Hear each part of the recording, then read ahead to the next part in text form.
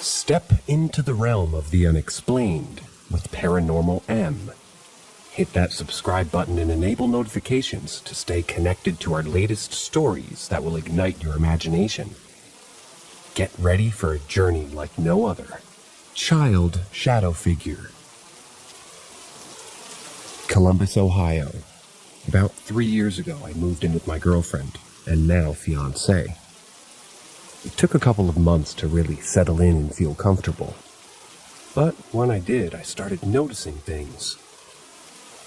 We have a third bedroom that has a bed in it, and the dog has pretty much commandeered that room for her own liking. Our bedroom door doesn't really fully close because the strike plate is a bit off-center, but we like it that way, so we can hear things downstairs. That night, I started to get a feeling like something was watching me through the crack in the door. My body would get the chills, and that uneasy feeling would come over me that I need to fight or run. This happened about once a week or so. One night I was in bed, and I had to use the restroom. On the way across the hall, I noticed the dog was not in her room, but instead, out of the corner of my eye, I saw a shadow figure of a child, standing just past the doorway. It was more like a 4-foot black mass that had some resemblance of a child. No features. I could feel its presence too, like when I would feel like I'm being watched through the bedroom door. I did a double take, but it was gone. I started to see this shadow figure almost every time I walked to the restroom. It freaked me out, especially when you aren't expecting it. It must be scaring the dog too, because she doesn't go in there at night anymore at all. My fiancé doesn't even want to talk about it because it frightens her. She's never seen this entity. We have crucifixes about every entrance to the house, and she smudged it with sage. I'm not sure that kind of thing helps, but I rolled with it. The house was built in the 1920s, and it sat vacant for 40 years, so who knows what moved in. There were 2 families here before us, and one of them left a family photo album underneath the basement stairs. The couple had 2 girls and 1 boy. The pictures looked like they were from the 70s. We threw the photo album away, and I haven't seen the shadow figure since. It's been about 9 months since I've seen it last, about the time that we found and tossed the photos. Maybe there was a connection. We did research on the home, and there's not much detailed info except for the 40-year vacancy. I don't get that uneasy feeling anymore when going across the hallway. I'm hoping it moved on.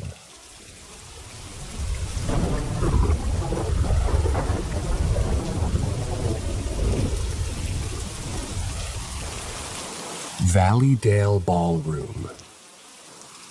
2018, Columbus, Ohio. Valleydale Ballroom. I have to give you some background, and for short, Valleydale Ballroom will be shortened to VDB. Well, the narrator's just going too saint. Valleydale Ballroom was built in the 1800s, and it was used as a stagecoach repair building, so the place is quite old. Over the years, it has flooded inside multiple times. It's because of a river that runs next to the property. In the 1920s, it was turned into a ballroom and a dance hall, and even our first radio station, where they would broadcast live music. The greats have all played there: Frank Sinatra, Glenn Miller, the Big Brass, and swing eras. The walls are lined with pictures of celebrities and old pictures of the building. The lower ballroom has a kitchen in the back, bar, and a huge wood dance floor. The upstairs had a balcony that ringed the entire building, about 12 feet wide, and another bar, and through a doorway was a woman's dressing room with mirrors and an old-fashioned round light bulb lining them with stools in the front. In 2018, the Valleydale Ballroom floods again, and I'm working for a small construction company that's repairing the damage to the walls, the floors, and even the dance floor. A lot of the times I was there by myself, and I never really felt comfortable. I would see dark figures dart around corners and hear conversations being had at the upstairs bar. And this is while I'm working on fixing the dance floor. You can't make out what's being said in the conversations at the bar, but it sounds like 2 or 3 people mumbling with muffled words. My tools that I were using would sometimes be in a place that I wouldn't put them. For example, a pair of pliers that I was using 5 minutes ago on the dance floor were found on the balcony upstairs in the middle of the floor. Dishes could be heard clanging in the kitchen, and there were no dishes at this point. So I'm pretty convinced that the place is haunted. When you know, you know. It's the hair raising on your arms, the panicked feeling, scared, and all you want to do is step outside before working up the nerve to go back in. My best friend worked with me. I'm telling him all about what I'm witnessing in the Valleydale ballroom, and of course, he thinks I'm nuts, being a skeptic and all. So one day, me and the boss go to the hardware store, leaving my friend to work alone in the woman's dressing room upstairs. The floorboards needed replaced, and he started tearing them up when we left to go get materials. When we came back, we find him standing in the parking lot, cussing and walking back and forth frantically. I asked him what happened. He proceeded to tell me that when he was working, he thought he heard us come back and walk upstairs. He called out a few times and no one answered. When he looked up, he saw someone or something walk past the mirror in front of him. He called out again, but no answer. He looked up once more, noticing movement behind him in the mirror. This time he saw it. He said it was a black void the shape of a person with a fuzzy outline. He freaked out and screamed, but when he turned around, no one was there. He noped out of that place as fast as he could and never went back inside. He was so mentally distraught that we stopped working over that entire day and went home and freaked us all out. I believe him considering my experiences at the Valleydale Ballroom. And if you live in Columbus, go check the place out. They still have weddings and school dances there. But if you're there alone, it's a completely different feeling of the place lost in history and spirits revisiting the good old days. It feels playful, curious, and a little bit sinister all at the same time.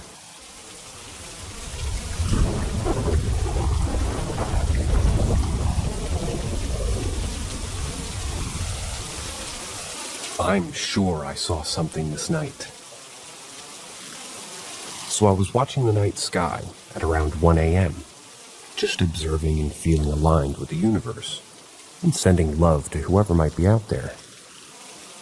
Then I said, just in my head, something like, "Please, can I see the truth? Could something just be shown just to me?" Right the second after, a star has fallen straight in front of me, and when the tail of it faded, another light source sort of popped out of nowhere, right above where the star or meteorite fell. It was a round, constant yellowish light, flying obliquely to the right. Firstly, I thought it was just a faster plane, but it didn't emit any other lights just like planes do. And I could tell that it was a rather different kind of light than from planes as well. But mainly, planes are flying straight, right? Well, this thing was moving in one direction, but it was kind of hovering from side to side, up and down, like if you had a sparkler in your hand and tried to make a line in the air with it, but your hands were a bit shaky. A drone, maybe, I thought. But it flew behind the clouds, which were over the horizon and pretty high up. Also, the distance that it covered must have been long. I find it pretty funny that my first experience with a possible ET has happened only just yesterday. When I went to bed after that, I also felt something that I'd never felt before. Mainly in my head, I felt pressure, but very light. I felt kind of like being healed. Not just my forehead, but like my whole brain was soaked in warm, loving juice. I don't know, but the whole evening was pretty surreal.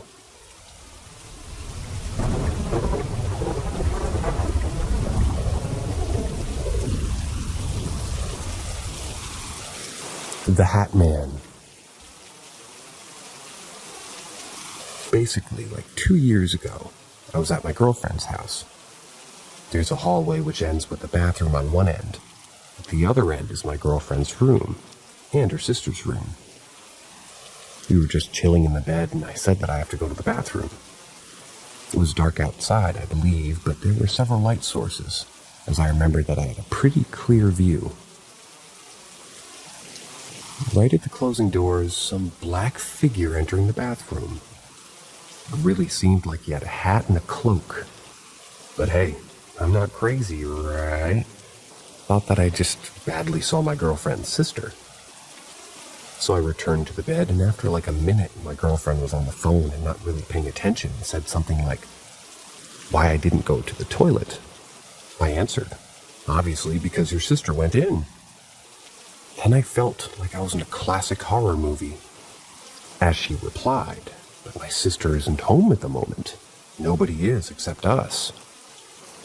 It hit me really hard. I clearly know what I saw, I swear. I was totally freaked out. And that peeing was one of the worst and fastest ever. When I really had to afterwards. Luckily nothing happened though. Until a year later. It was a bright day and warm outside. I was waiting for one of my best friends at the moment in front of his flat. He lives in a block at like the 7th floor. Each floor has a big hall with an elevator, and then a small side one with a balcony divided by stairs. I was in the small one, expecting to hear him and jump at him or some shit, I don't know. But I've waited and he's still nowhere. So I decided to sneak on him through the doors with my ears. But as I turned, I could see the floor underneath, through the space between the stairs. And I saw a black cloaked figure entering the elevator, right as the door slammed. Which, the sound I clearly heard too. Again, I thought to myself that I only dreamed that, and waited in front of his doors. Only to hear the sound of the elevator opening beside me, and his, "The fuck you doing here?" I tried to tell him what I just witnessed, but both of them were saying that I'm just going nuts. But I know what I've seen. I did a bit of research, and I know that this figure shows up in people's dreams, sleep paralysis and things like that. But I'd love to know if some one of you guys have had a similar life experience. I've even heard that people often see this figure when they were having bad energy or something bad going on. Which at the time, with both of them, kinda did. Both of the situations were pretty similar, and in both of them I just felt like my whole world is cracking when they revealed what's going on.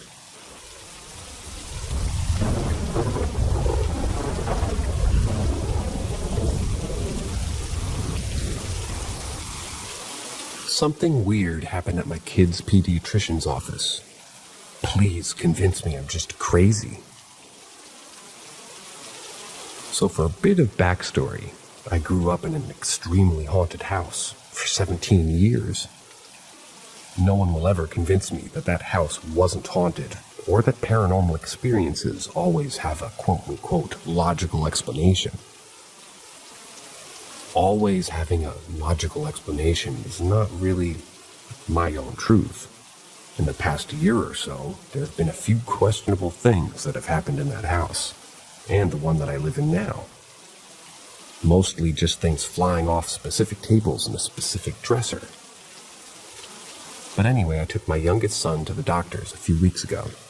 We're in the waiting room for the doctor to come in, and I'm standing there holding my son, singing to him. There's a counter with glass jars filled with cotton balls and tongue depressors with metal lids, you know the ones. And one lid was off the jar and sitting on the counter. At some point, I noticed some sort of movement in my peripheral vision, and when I look at the counter, the metal lid is slowly moving by itself. It moved about 5 or 6 inches across the counter right before my fucking eyes. Kinda froze for a minute, wondering if it actually happened or if I'm just crazy.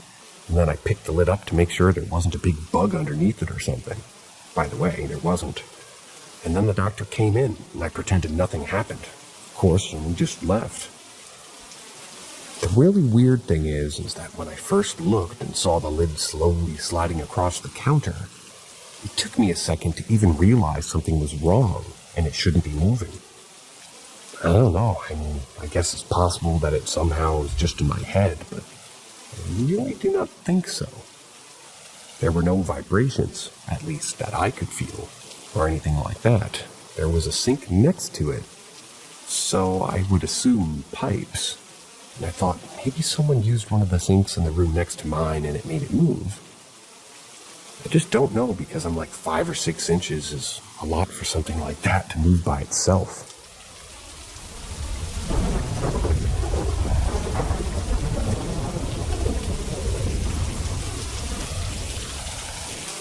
My house is haunted and I need help. So my family built a house back in 2014 in a rural area, and ever since we moved, we've all experienced paranormal activity. I was in 6th grade when we moved into the house. I'm a senior now. And as soon as we moved in, I felt depressed. At first I thought it was just hormonal puberty stuff. But every time I left the house, it felt like a weight was lifted off my chest. My dad was very angry all of the time, and my mom seemed absent every time that I would talk to her. Skip ahead a few years to my sophomore year. It was March, right around spring break. We have old cars, and my dad just bought a 1956 Pontiac, and I saw a little girl sitting in the back seat. She was sitting on the right side, facing away from me. Then she turned and looked back at me with a blank expression. As soon as she looked at me, I ran inside and told my mom. She believes in paranormal activity, but she didn't like what I was saying, that we had a ghost. I brushed it off as my imagination, and I didn't really think about it. Until I saw the little girl coming down the stairs into the living room. I was on the couch watching some sitcom at 2 a.m. I had a lamp on next to me, and out of the corner of my eye, I saw movement on the stairs. I thought it was my dog coming downstairs, but I have 2 Maltese, and they're tiny. Whatever was making this movement was large. I looked over and saw the little girl walking down the stairs and vanish when she got to the bottom. I started joking with my friends that I have a ghost named Sally, so that's what I call her now. Then there were little things like doors shutting and opening, things going missing and showing up in random places, footsteps at 4 a.m., things falling off flat surfaces, laptops just turning on their own, and cold spots. Our dogs always go to the master bedroom and bark and growl at nothing. Every time I'm in my parents' room, I hear a small clicking noise, like someone is clicking their tongue. My mom denied her house was haunted until she was sleeping one night and felt an arm around her waist. She thought it was my dad coming to bed, but she turned over and saw a small indentation in the bed. Lots of just weird stuff keeps happening, and we've learned to ignore it because it never felt bad or evil. My breaking point was last night. I had a friend over and she was spending the night. We were watching Harry Potter and doing it, and all of a sudden, the smoke alarm starts going off at 12:09 a.m. I thought it was because I had just blown a candle out, so I fanned the alarm and it stopped. All things good, right? Wrong. A few minutes later, all the alarms in the house start going off. I run downstairs to ask my mom what to do, and she said, try changing the battery. So that's what I did. It was fine and working, so we went to bed. Then it went off again at 3:53 a.m. We didn't do anything, we just waited for it to stop. All day today, it didn't go off until 12:09 a.m. It went off for a few minutes, then stopped. I'm writing this at 2 a.m., waiting for 3:53 a.m. to see if it happens again.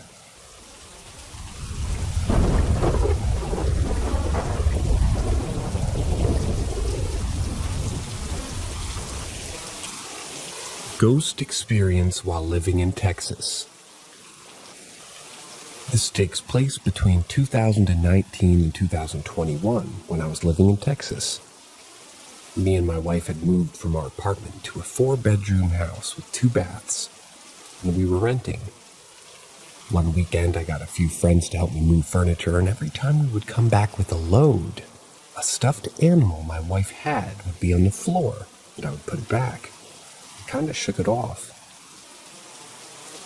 Fast forward a few weeks after being moved in, and I was in the bathroom, and I could hear the door open and footsteps in the living room. I pinched off and ran in there. Nothing. And my wife's little dog was just snoozing.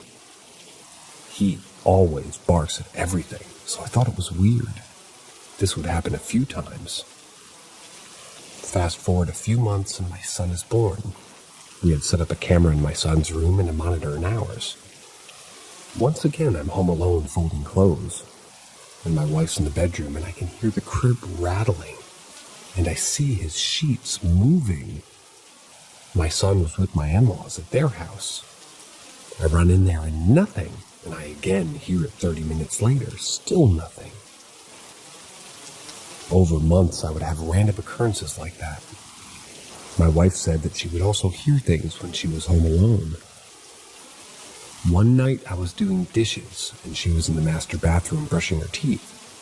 She came into the kitchen asking if I was in the room, and I said no. She then proceeded to say that she saw a shadow moving on the bedroom wall into the bathroom. Thought it was me. Fast forward another 6 months. My wife is pregnant with a second child. One night, she awakes to drawers in front of her bed being opened and sees someone that she thinks is me prop herself to yell at me. In the process, she grabs my arm because I'm laying next to her. She then realizes it's not me, and she said the figure turned to look at her and disappeared. She wakes me up and tells me, so I search the house. All the doors and windows were locked, though. On top of that, both dogs are in the living room snoozing on the floor outside the door. Both dogs bark at everything, so we continued to have experiences about once a month until we had to move for work. One weird thing I might add is that the house next to us had a total of 5 different occupants within the 2 years that we lived there. Each of the occupants would randomly just leave in the middle of the night each time. And the next day, there would be a sign for a lease in the yard. So I always wonder if it was a ghost or something that was coming from their house to ours, since my experiences weren't that frequent.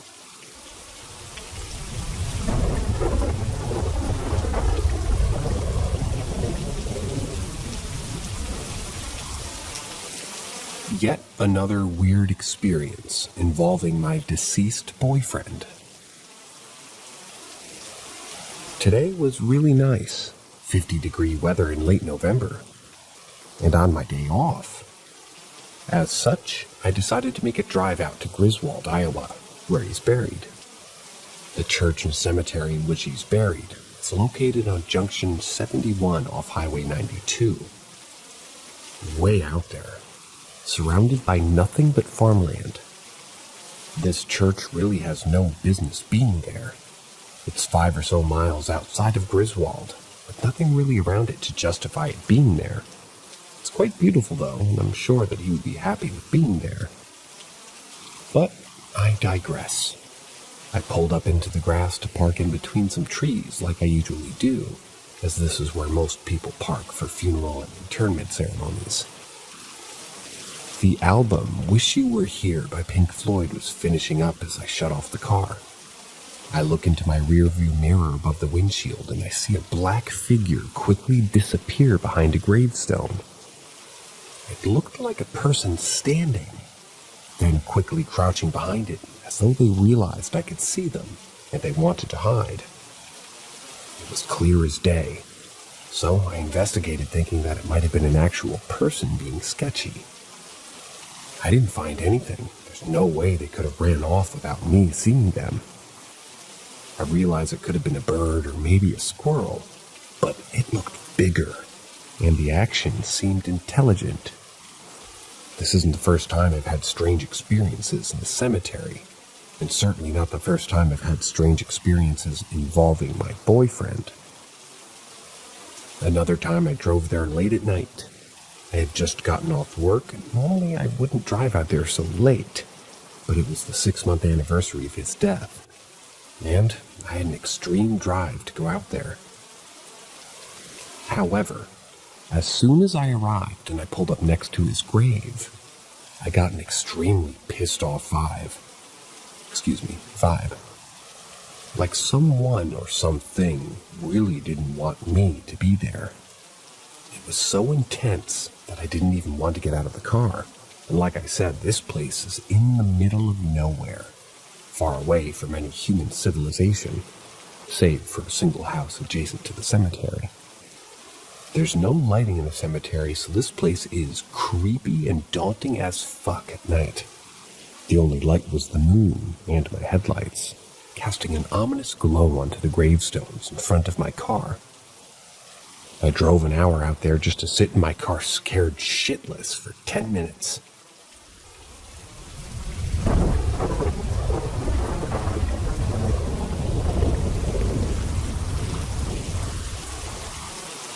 I saw my boyfriend shortly before his funeral.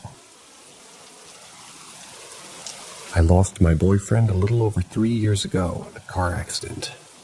I won't bore you with the details, but this occurred about 2 days before his funeral, which was a bit less than a week after his death. The visitation and such took a while, since his death was technically suspicious, as he had no visible injuries externally. Turned out to be blunt force trauma to the head and chest. Anyways, I said I wouldn't bore you with all the details, so here we are. Anyway, it was 9 a.m., and I had just gotten up to piss. I laid back down since I had no business being up that early.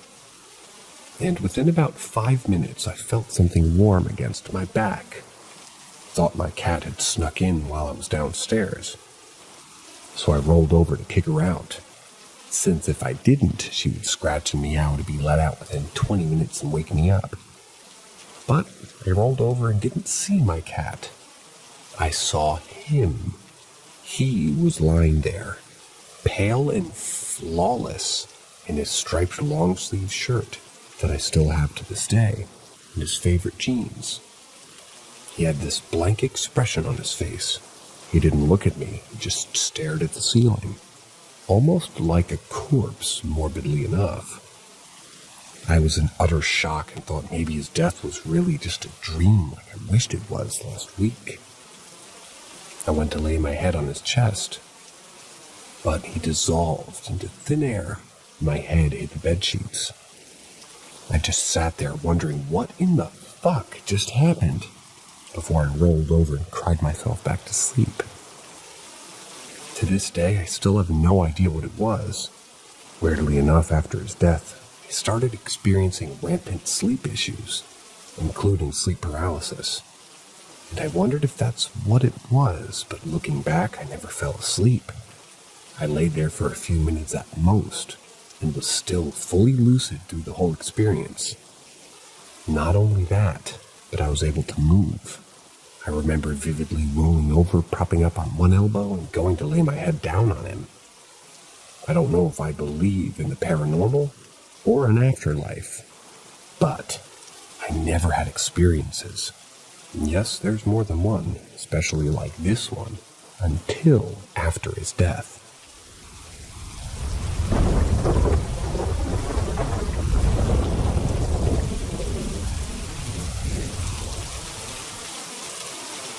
I think I have some sort of paranormal attachment to others, and they're beginning to see it. So ever since I was a kid, my mom has told me my family has a history of being able to see ghosts.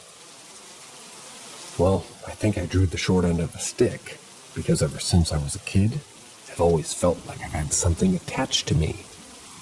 I've moved a fair bit as a child. No matter where I've lived, I've always experienced paranormal happenings. Lights coming on and off, doors slamming, seeing shadow people. I even once described my stepfather's dad to him, even though he died years before I was even a thought of being conceived. Fast forward to my adult life, and it hasn't changed at all. I have a family of my own now, and even my kids have seen things.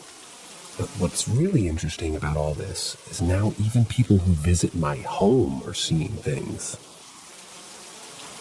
Here's an example. I once was home alone while the wife was at work and the kids were at school. I'm doing the normal house things, just cleaning up a bit and also taking time to get, game once all is said and done, right? I went to the kitchen to grab a drink, and in my son's room, which is towards the front of the house and also adjacent to the kitchen, I see a little boy in overalls, just standing there. Didn't acknowledge me, didn't move, just stood there. And I knew he was an entity because he was wearing a jumper with a button-down shirt and he was literally gray in color. I mean no other color. Him, his clothes, all of it gray. Shrugging it off as it wasn't the first time I'd seen a spirit, I got my drink, and when I walked past again, he was gone. Fast forward 2 days later, I invited my cousin and his fiancé over for dinner with me and my wife. It was fairly uneventful, until they were getting ready to leave. My cousin's fiancé asked to use the restroom, so I pointed her in the direction that it was in, which is directly next to my son's room. He wasn't home as he had gotten my mother to walk the kids for the night so we could enjoy an adult evening. She came back from the restroom and plainly asked, "Who's that little boy in the room, just sitting on the bed? I thought your kids weren't here." To which I replied that they weren't. Her face immediately went a bit pale, and she walked back to my son's room and then came running back into the kitchen saying that he was gone. Now at that point, I hadn't told anyone, not even my wife, about what I had seen. But my cousin's fiancé described the little boy I had seen perfectly, clothes and all. I then told her of my experience a couple days back. Needless to say, dinner was cut short. A week after that, I'm laying in bed with my wife and I begin to feel a burning sensation on my back. I tell my wife to see if she can see anything, and she proceeds to tell me I have 3 distinct claws, and they're scratches going down my back. They were red and clearly visible, even on my skin, and I'm an African American.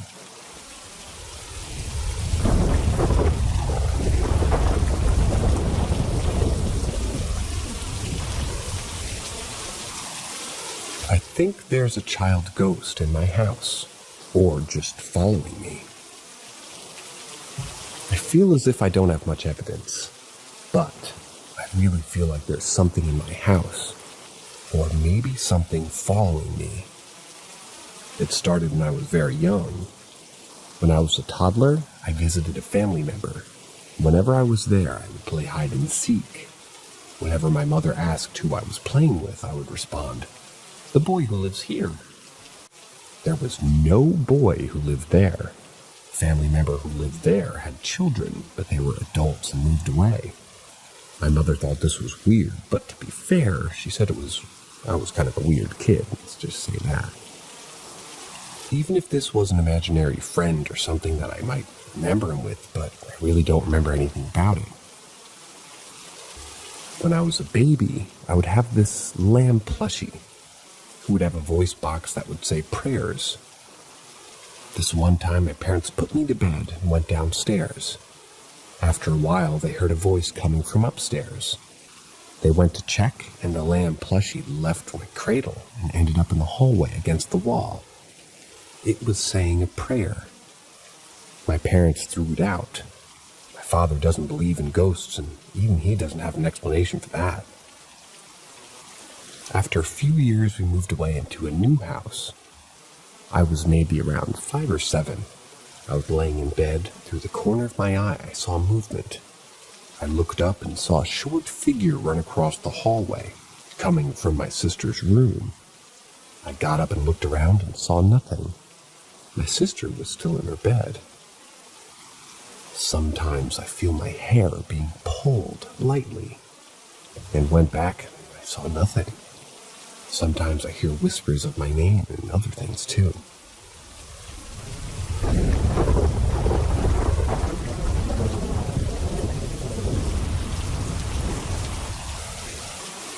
Just some of the experiences I witnessed when I was living in a haunted homeless shelter. My first encounter was when I was moving my stuff into a smaller room where my bedroom was. It was right next to both of the toilets, the bathroom and shower room. There was a door with a glass window and a corridor that led you upstairs to rehab. People who overcome their addictions. Through the small corridor next to the stairs was an exit door with another glass window. The building was huge. Every time when I saw through the door leading to rehab, there was always something there watching. This was probably the first month that I was living in the shelter. Nothing major happened during that time, other than, me moving into a room that was smaller. So everyone had gastroenteritis. It wasn't nice. I had stomach pains, vomiting, diarrhea. I felt like shit. So one night, like 3 a.m., I couldn't sleep. I had a high temperature, chest pains, and stomach pains. So I decided to take a hot bath to help me. In the bathroom was a bath, a toilet with a small sink, and a cupboard with a boiler in it. This is important, trust me. 30 minutes in, I was relaxed. My chest pains were subsiding, and I generally feel relaxed. Then there was a knock at the door. I shouted, "There's another bathroom across the hall." Still relaxing, and 5 minutes later, again, a knock. I shouted again, "There's a toilet in the shower room." Again, 5 minutes later, another knock, and I kept repeating myself. Then another knock 5 minutes in. "Will you fuck off? I'm in the fucking bath. Fucking ill, go away." Went quiet for a long time. I would say around 10 minutes. Then knocking.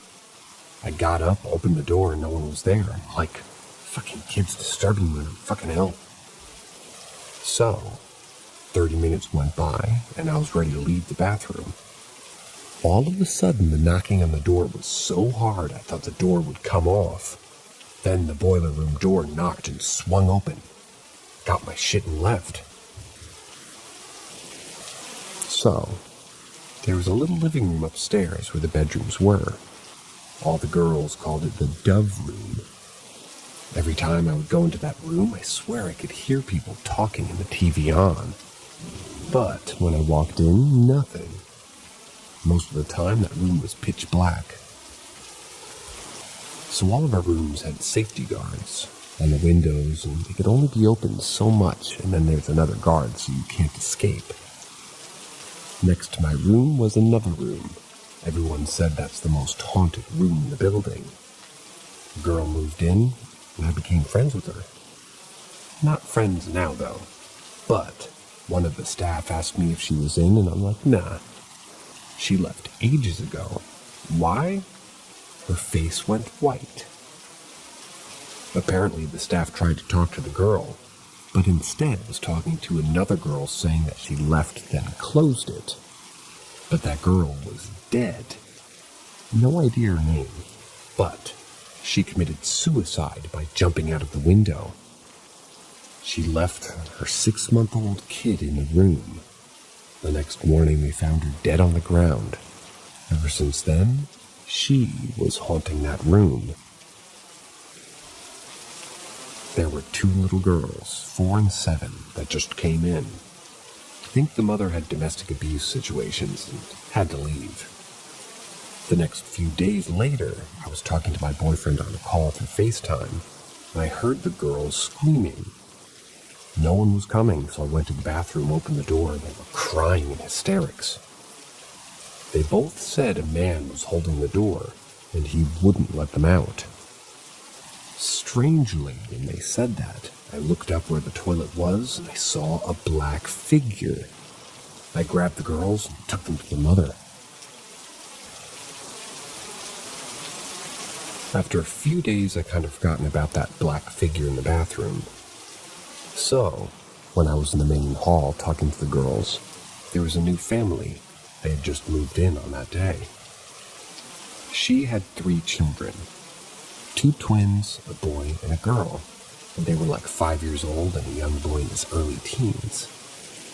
The little 6-year-old girl said to the other 5-year-old girl to play a game. She said, "There's another little girl who lives here. She's ill, can't get out." We sit on the floor and play catch. If you don't catch the ball, you have to hop on one leg. The thing is, though, there's only 2 little girls living in this refuge before the family arrived, and it was their first day. There were only 2 girls before them, not 3. Within the first 6 months of being there, I saw girls coming and going. It was normal since it was a shelter. I never ventured out of my room at night since the knock at the bathroom door at 3 a.m. thing. However, I was bursting for the toilet. I went out and saw a black figure saying, "Hello." It seemed pleasant. And he looked at me and he said, "Enjoying your stay, ma'am? I'm your butler." I replied, "Yeah, thanks, just using the toilet." He nodded and went through the door. I was weirded out, to say the least. Another family found a house and moved out. There was only one family left in the refuge.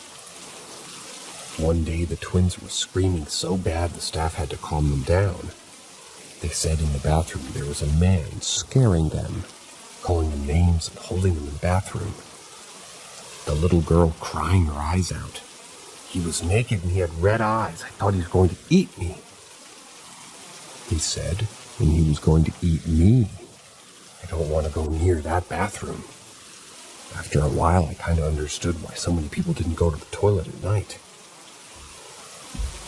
The last few days of living in the refuge, there was only me and 2 other women and a child. It was pretty quiet and we were all talking in the main hall. In the main hall, there was 2 kitchens and our laundry room. Our kitchen was separated. You can only go through the kitchen to get to the laundry room. Both rooms were closed off, and there was only one way in and one way out out of that laundry room. Me and the girls were just talking and laughing and so on, and then we heard footsteps in the kitchen and going into the laundry room. We all got up and checked it out, nothing. We all said, "This place is definitely haunted."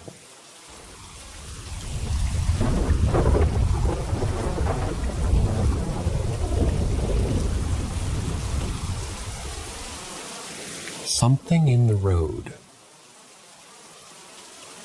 About 10 years ago, my wife, who was my then girlfriend, we'll call her Teresa, was hanging out with me and my 2 nephews. Nothing exciting, just the usual weekend chill. Then I got a text from my sister around 10:30 p.m. to bring one of my nephews home so we could watch his younger brothers. My wife offered to do it so that her and my nephew were going to head out. It's only about a 10-minute drive. After 20 to 25 minutes, I see headlights on at the end of my driveway. It was Teresa. I thought it was odd that she would arrive without any lights on, and shortly after the headlights turned on, the car raced up the driveway. I knew something was up. I met Teresa at the front door. She came in and immediately closed the doors and locked it. I asked her what was going on and what was wrong. She turned around, and it was a ghost, or rather, she was ghostly white. She said as she made the final bend near my house, there was something white in the road. It looked like a man crouched down in the middle of the road, holding a bag or something. As she approached it, it didn't really move, but she said that she could feel it looking at her. Once she was next to it, the car completely shut off. Lights, engine, the whole 9. Thankfully, she had enough momentum to coast into my driveway where everything turned back on. She restarted the car, drove up as quickly as possible. Took a while to calm her down, but she was finally able to relax. This was the first time that she saw something, and definitely not the last. I think this was the day that she realized that she was sensitive to ghosts and spirits. Not only that, but she gets bad feelings before she's going to see something or someone. And it's going to be pretty bad in nature when it's going to happen.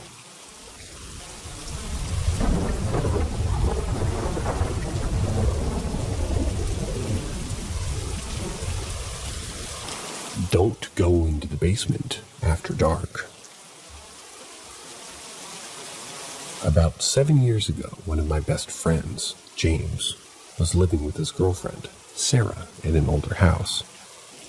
It was kind of a beat-up old house in the back of a double lot, 2 houses on the same plot of land. The house belonged to Sarah's mother, and she let them live there because no one would rent it and they needed a place to live. They got most of their things in, but not unpacked yet. As James brought in a laundry basket, Sarah's mom made mention that there was a washer and dryer in the basement that worked. The only stipulation was not to do laundry after dark. James agreed, but thought it was kind of an odd request. Fast forward about a month. James had done a bit of laundry during the afternoon, but forgot to switch it over to the dryer. It's now about 10 p.m. and he decides it'll only take a second to switch it over, so we'll do it quick, despite the warning. The stairs to the basement go down about 7 steps. Then there's a landing, left turn, and 3 more. James gets to that landing and makes his turn and watches a little boy run across the basement, from behind the furnace to behind the washer. The little boy wasn't completely solid, nor did he make a sound as he was running. James noped the hell out of there and never went back into the basement at night. This was the first ghost experience he had in that house, but just like the last story, it was definitely not the last.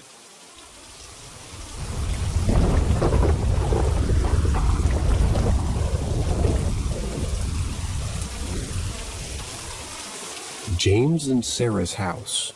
Don't go into the basement after dark, part 2. It was a random summer night, just like any other, with the exception that some of the hauntings that they had experienced were getting more frequent, and more bold, I guess you could say. James was watching TV downstairs, while Sarah was taking a shower upstairs. While James was watching TV, he saw what he thought was smoke, but in the shape of a person. It passed right between himself and the TV. He didn't give it much thought and assumed that he was seeing things. A few moments later, he heard a shriek, and then what sounded like someone running down the stairs, but only stepping on about every 3rd stair. It was Sarah, wearing only shorts and a sports bra. She bolted out of the house into her mom's house, the house in front of the lot. James chased after her to find out what was wrong. Then she finally calmed down and said this: "I finished my shower and I was laying on my back, playing on my phone, with my feet dangling off the edge of the bed. I thought I heard the bedroom door creak open, and I was thinking it was you, but no one was there. Then when I felt someone grab my ankles and try to pull me off the bed, that's why I ran out of the house." They didn't stay in the house that night. Sarah actually had bruises around her ankles in the shape of handprints. That house is creepy. They told me that at any given time in the night, you can hear people talking in the empty rooms. Shadow people peering around the doorways, things move and disappear randomly. James even caught pictures of quote-unquote smoke, while there was none in the room. If I can find those pictures, I'll post them. In one picture, the smoke even has a face in it, clear as day.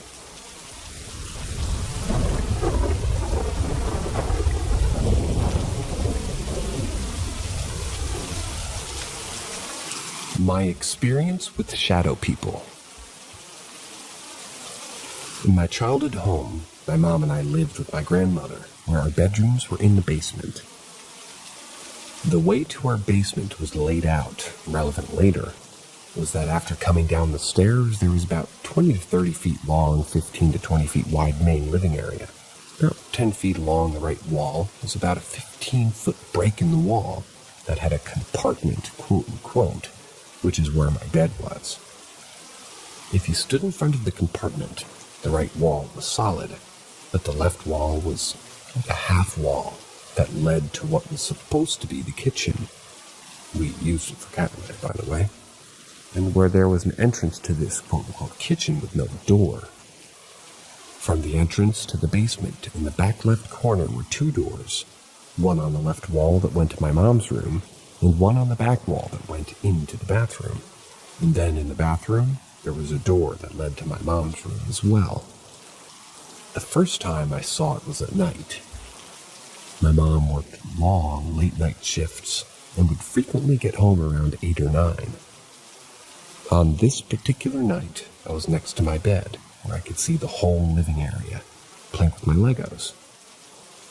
The main living area lights were on. The lights in my mom's room and bathroom were off. The door that goes between my mom's room and the bathroom was closed. It was basically always closed. As I was playing and building random things, I got this strange feeling that I wasn't alone and I was being watched. So I looked up, scanned around the room, and at first didn't notice anything until I looked more closely towards the bathroom. What I then saw was the figure of a person move in front of the bathroom door towards my mother's room, and it stopped behind the front right corner of my mom's bed. I could clearly see that this was about as tall as I was. I was a small child at the time, so maybe 3 to 4 feet tall, and had what I could only describe as wind-blown spiky hair. Not knowing what I was seeing, I freaked out and ran upstairs and watched quote-unquote old people movies with my grandmother until my mom was home. I don't remember much else from that night, other than I ended up sleeping in my grandma's room because I was too freaked out to sleep in the basement. The second incident that I remember, significant because we ended up moving my bedroom upstairs because of reasons. My little kid brain didn't make the correlation. It was broad daylight. My mom and I were hanging out in her room, and she was teaching me to play chess. My mom's back was to the door to the living area. Naturally, if I looked past her, I could see where my bed was. As she was showing me all the pieces and how they moved and what the objective was, I got that same weird feeling that I was having before of being watched. I decided to look over towards my bed, and I saw the silhouette of a person ducked behind the half wall, right where my bed was. I pointed over towards my bed and asked my mom, "Who's that?" My mom looked towards my bed, didn't see anything, and responded, "Who's who, honey? I don't see anyone there." I then told her I saw someone lay down in bed, because that was the only thing that made sense to me. She went over, looked at my bed, checked under my bed, and looked under my sheets. She came back and told me that there was no one there, left it at that, and continued teaching me chess. Years later, when I talked about both of these incidents with my mom, she told me that no, I wasn't crazy. It was just my imagination, that she saw it too on multiple occasions. I guess that would say or suggest that it wasn't my imagination. And it was not just in our house. She said at the same time she was trying her best to stay calm because she didn't want to freak me out.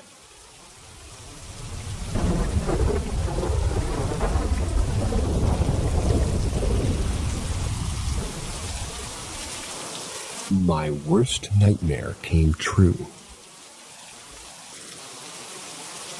When I was just a young chap, I had these horrible night terrors, as well as reoccurring nightmares. The difference between the two being that one usually doesn't remember night terrors. I did not remember mine. Part of me is glad, but part of me wishes I could. My brother and I shared a wall between our rooms. During these night terror episodes, I would scream so loudly I'd actually wake him up. We had a decent home. The walls certainly were not paper thin. He told me during these episodes, I was usually screaming for whatever it was to get away from me. Please stop screaming in fear. Things of that nature. I'm sure you get my drift.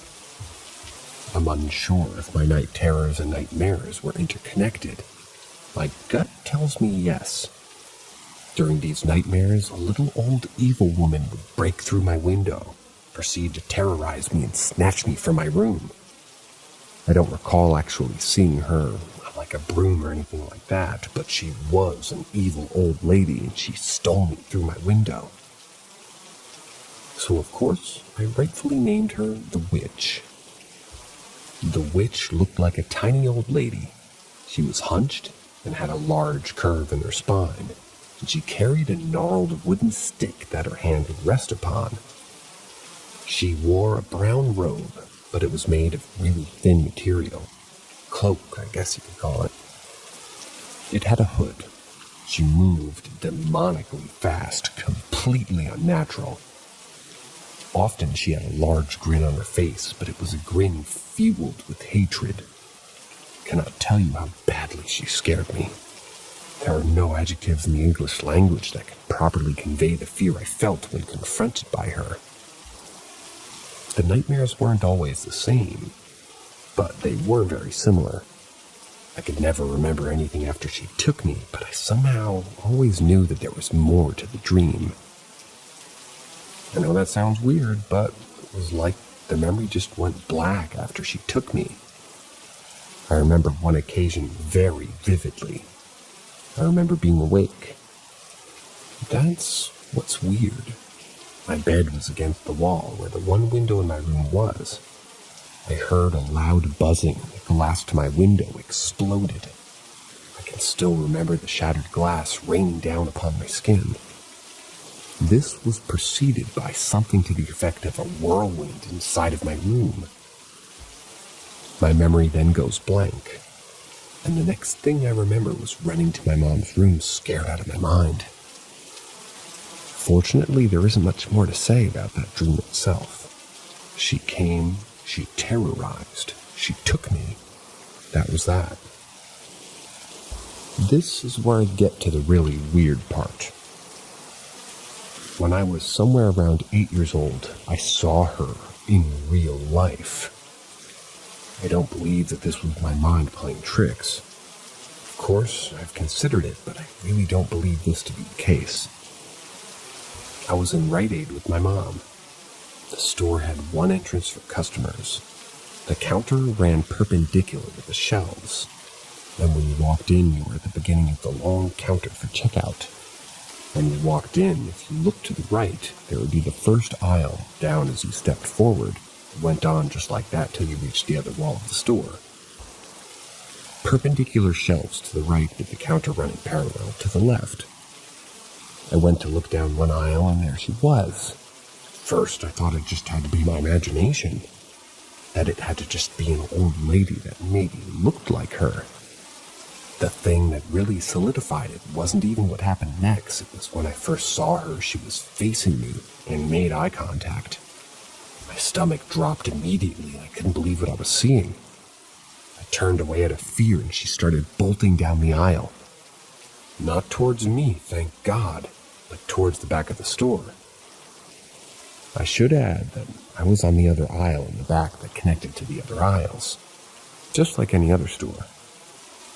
So by the time I have the guts to look at the old bitch, basically at the back of the store, I knew how fast she was moving because I could hear her stick hitting the ground. It was absolutely absurd. In the present day, I'm 6'6", 30 years old and male, and I'm in pretty damn good shape. And I couldn't touch this speed. I instantly knew that this was my moment. I had to figure out if this was something in reality or not. Couldn't believe it, and I still can't believe it. She took off down the aisle at the back of the store. That was parallel with the one to the front of where the counter was. I was in the front still. I want to add that the way she ran was in the opposite direction of the entrance. It was toward the far back corner. I ran along the aisles and just barely caught a glimpse once or twice. And then the clicking of her stick abruptly stopped. She was gone. I went up and down the main aisle. I went to the back. I looked everywhere. She was just gone. Of course, I didn't say anything to my mom. I knew that she wouldn't believe me. I felt like, little me was insane, but it was just a daytime occurrence. So I definitely can't forget that.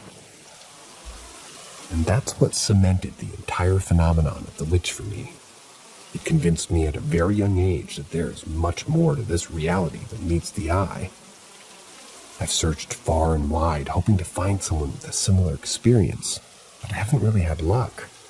I mean, as far as specificity goes, But the nightmares stopped a while after that, and they wouldn't happen again in a great while. I remember getting a little older and they were fewer and farther apart. The last I had as a kid was quite a bit different, but she was still there.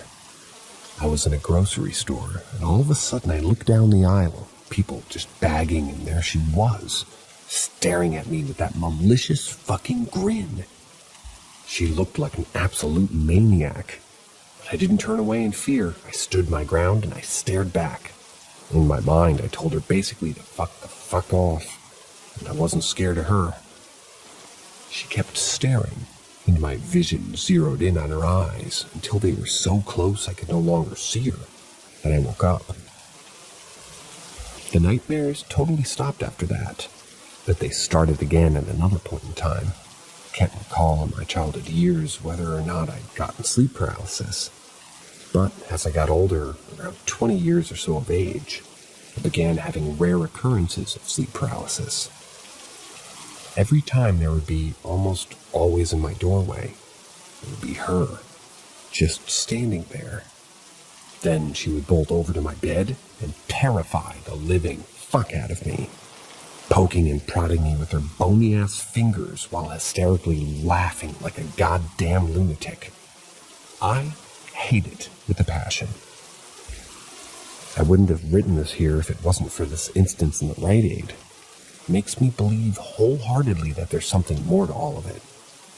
Anyone can say what they want. I know what I saw that day, and it's stuck with me ever since. It forever changed my view of our reality, especially when around 25 or so I began digging into the web in search of similar experiences. I then heard of a night hag, a phenomenon shared by many throughout the ages for centuries. This isn't something I would ever talk about in real life. I've told only 2 people about the event in the store and the nightmares. It'll probably stay that way. But thank you for taking the time to listen to all this, and thank you for providing me with a group of open-minded people who believe that there's something more to all of this as well.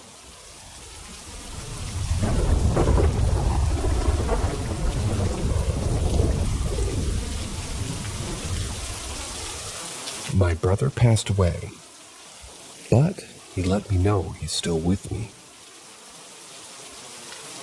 My brother and my best friend passed away unexpectedly in December of 2019. It had been the hardest thing I've ever been through, and I've been through a few things. I miss him, and I always know I will, but he gave me a few undeniable signs after he passed. They all took place within 3 to 4 days after his death, with the exception of one that happened a couple of weeks after. I'm writing this post for 2 reasons. One, I'm hoping if it'll bring comfort to those who lost loved ones, that it'll help strengthen your knowing that they're not really gone. 2, I'm hoping others will read this post and share their experiences of loved ones giving them signs after they passed. I'm going to write the events out in chronological order, starting with the first. However, I'm not going to share all of them, just a few. He went to bed and died very shortly after, sometime between 1 and 2 a.m. My fiancé and I were in our house, and we were up late as usual. It was about 3 in the morning, and we heard a pretty loud bang. I thought, what the hell was that? I walked out of the room, and there was a sign on the wall. It had been pulled off. Not only the sign, but the entire nail it was on was missing, and the sign was about 6 feet down the hardwood hallway. We've all been together 8 years, and we have that sign up the whole time. It's never fallen off the wall. I bought a house that when we moved in maybe a year and a half ago. And it was one of the very first things that we put up, and it hasn't moved since. The sign had metal grooves and teeth on the back, which allowed it to grip the nail very securely. I never ever say things like this because I think Maybe this never would happen, but I said to my girl, I wonder if that was your mom trying to say hi. Couldn't think of a logical explanation. Her mom passed away a year ago. Once again, not the type of conclusion I jumped to. The words written on the sign were, "Keep calm and carry on." That's the first thing that he did to let us know that he was okay. It wasn't until next that I learned that he passed that I put all this together. 2 days after he died, my mom, my fiance, and I were going through old photo albums to get pictures to make some photo boards for the service. Out of nowhere, apparently my arms begin to curl up. I begin shaking. I fall on the ground and start muttering in a way that sounded like sleep talking. They said it sounded like words, but they couldn't make it out. Obviously, they both just flip their shit and call an ambulance. I come to about 5 minutes later and I'm sitting on the couch instead of the chair, and there's EMTs everywhere. It was so weird because to me, it was like I blinked and then everything was different. I had a seizure, apparently, and the weird thing is, I never had a seizure. When I came to, they asked me questions.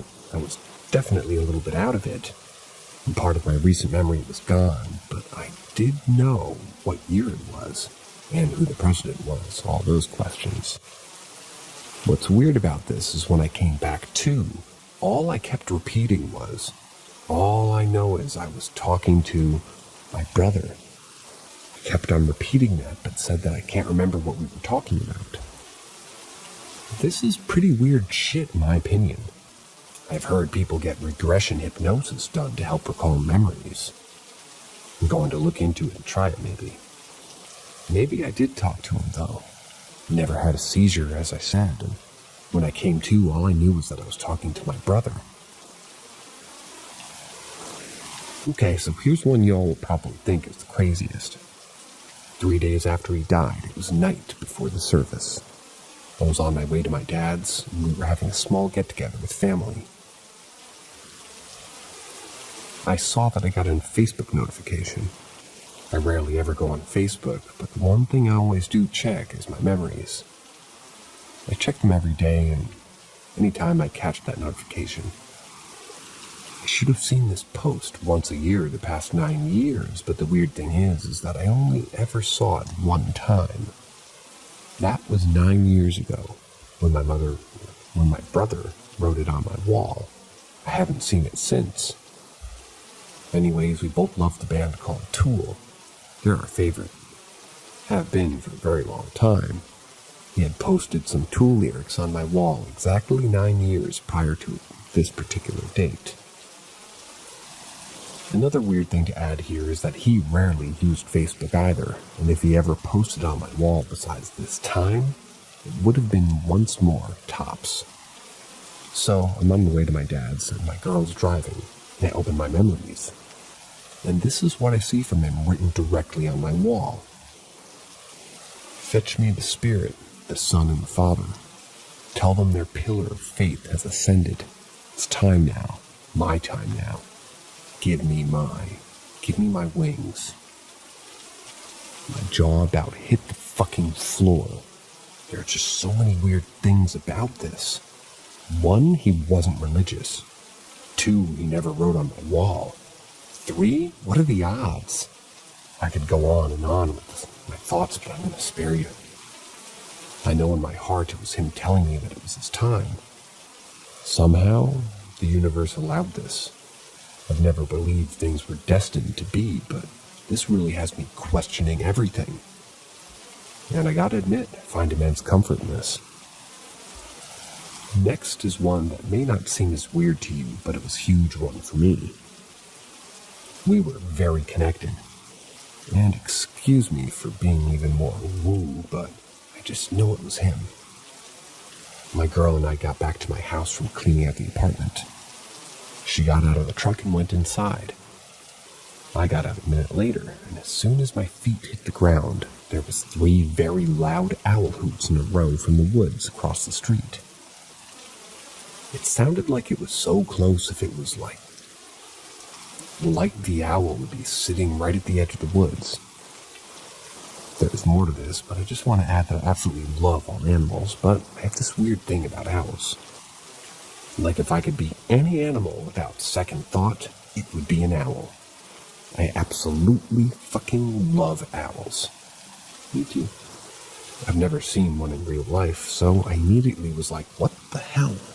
I know you guys weren't there, but it's hard to understand, but I immediately just knew it was him. So I turned to face the woods and began talking to him. I talked for about 5 to 10 minutes. No more hooting the entire time. I talked to just those 3 so far. Then the last thing I said was, I know you're here right now, but I just want to know that you aren't going to fade away into nothing. I want to know you'll always be with me. Those were the last words. I began to cry like right after that and said it simultaneously, starting to pivot towards the door. And as soon as I stopped talking, 3 loud hoots. Just like the first 3 when I got out. And as I said, I know it was him. At least I took that as him telling me that he's always going to be with me and he won't fade away. Damn it, now I'm crying again. Here's the last one I'm going to share. This was the only thing that happened in the past 4-day mark for whatever reason. This was about 2 weeks out. My mom and I were driving down the road in my car. We began talking about him. I said, Mom, just remember the words that he told us. Remember the message and the lyrics that he gave us after he died. Then we said something about feeling him around us. We talked to him. No shit, right after we said this, the car in front of me changes lanes and now I'm facing the back of a minivan that has a big tool sticker in the bottom corner of the window. I absolutely did not see this car or sticker before our little conversation. I said, Mom, holy shit, that sticker is one of the bands who wrote the lyrics about it being his time and getting his wings. We just looked at each other like, what the fuck? Then I said, see, he is with us. I highly doubt that that was a coincidence. We were kind of dumbstruck, to be honest. There's a ton of evidence to support our consciousness, that it somehow goes on without our bodies. Many have near-death experiences where they were clinically dead, yet give doctors, EMTs, and nurses and all these things facts about where they were going on to, and they had no way of knowing it. Even things that took place on different floors of the building in totally different locations. Facts people provide after an NDE are called vertical evidence. Vertical. Never heard that before. Vertical evidence. There's more of it than most would ever imagine. Certainly more evidence to support this than it takes to convict someone of murder in a court of law. There are even numerous universities now that have departments dedicated to this sort of thing, as well as evidence of past lives.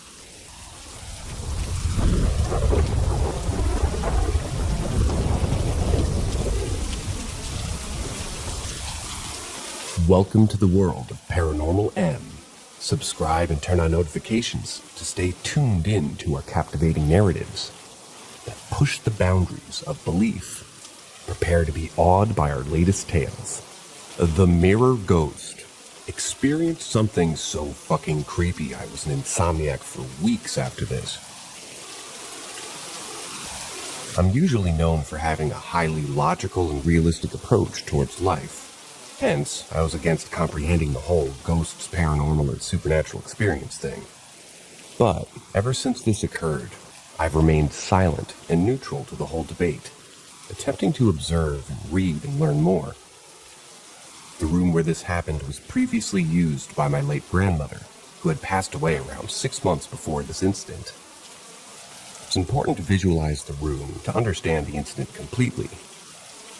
The room was of a rectangular cross-section, with the entrance being in the smaller-sided one, in one of the corners. Right in front of the entrance, immediately, was an attic wooden dressing room, comprising of an old mirror and a plank and a wooden cupboard, which had mirrors attached to its doors. A double-cot bed was placed right in front of these two. I liked sleeping with minimal light and doors closed, I used to sleep facing the mirror on the cupboard, on the right edge of the bed.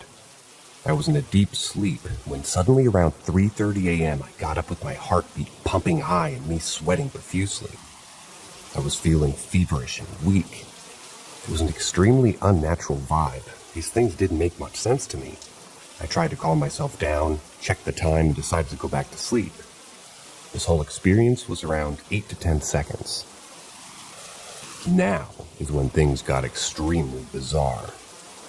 Right before I closed my eyes, in that split second, I could see something in that mirror, the one attached to the cupboard right opposite to me. At this moment, my heartbeat jumped out of bounds. I could feel my sweat dropping down, my mind going insane by this. As I don't believe in such things, I exploded in my head, questioning everything. Something was hovering right above me, with its hands inside my head.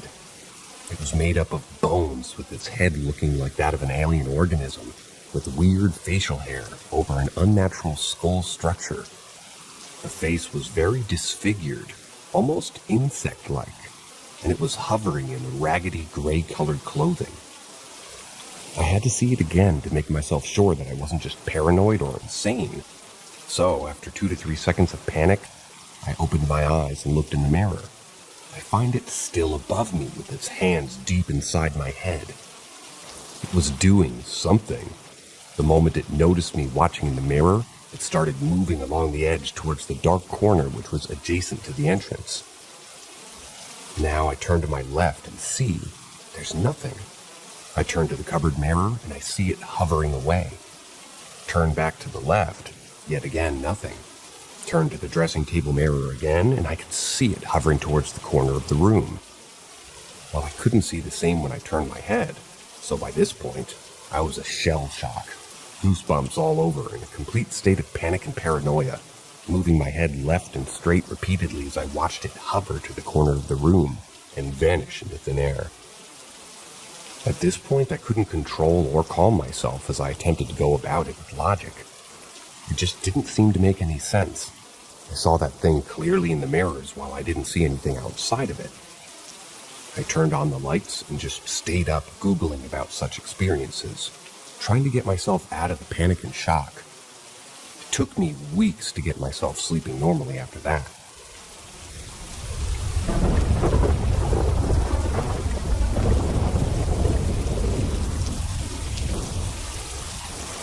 The haunting of my apartment. I might need help. I'm a 17-year-old and I live in Bangladesh. I live with my parents and 2 brothers in an apartment that we own. My parents bought it before I was born. We've been hearing sounds like heavy furniture moving in the apartment above us at midnight, and sometimes sounds of stomping in and out of our apartment since I was 4. That's what I think caused that. I know that this was just because I was a toddler. My mom asked the owners of that apartment about this, but they claimed to have never heard or moved anything that late at night. One night at around 3 o'clock in the morning, 2017, my dad went to the washroom, and he ran back asking if any of us came near the washroom or not. None of us did, and he told us to check the apartment if there's any intruder. After an hour of searching, we were sure that there was no intruder. He explained why he made us search. He was very sure that he saw a shadow around 3 feet tall, and it ran the moment my dad saw it.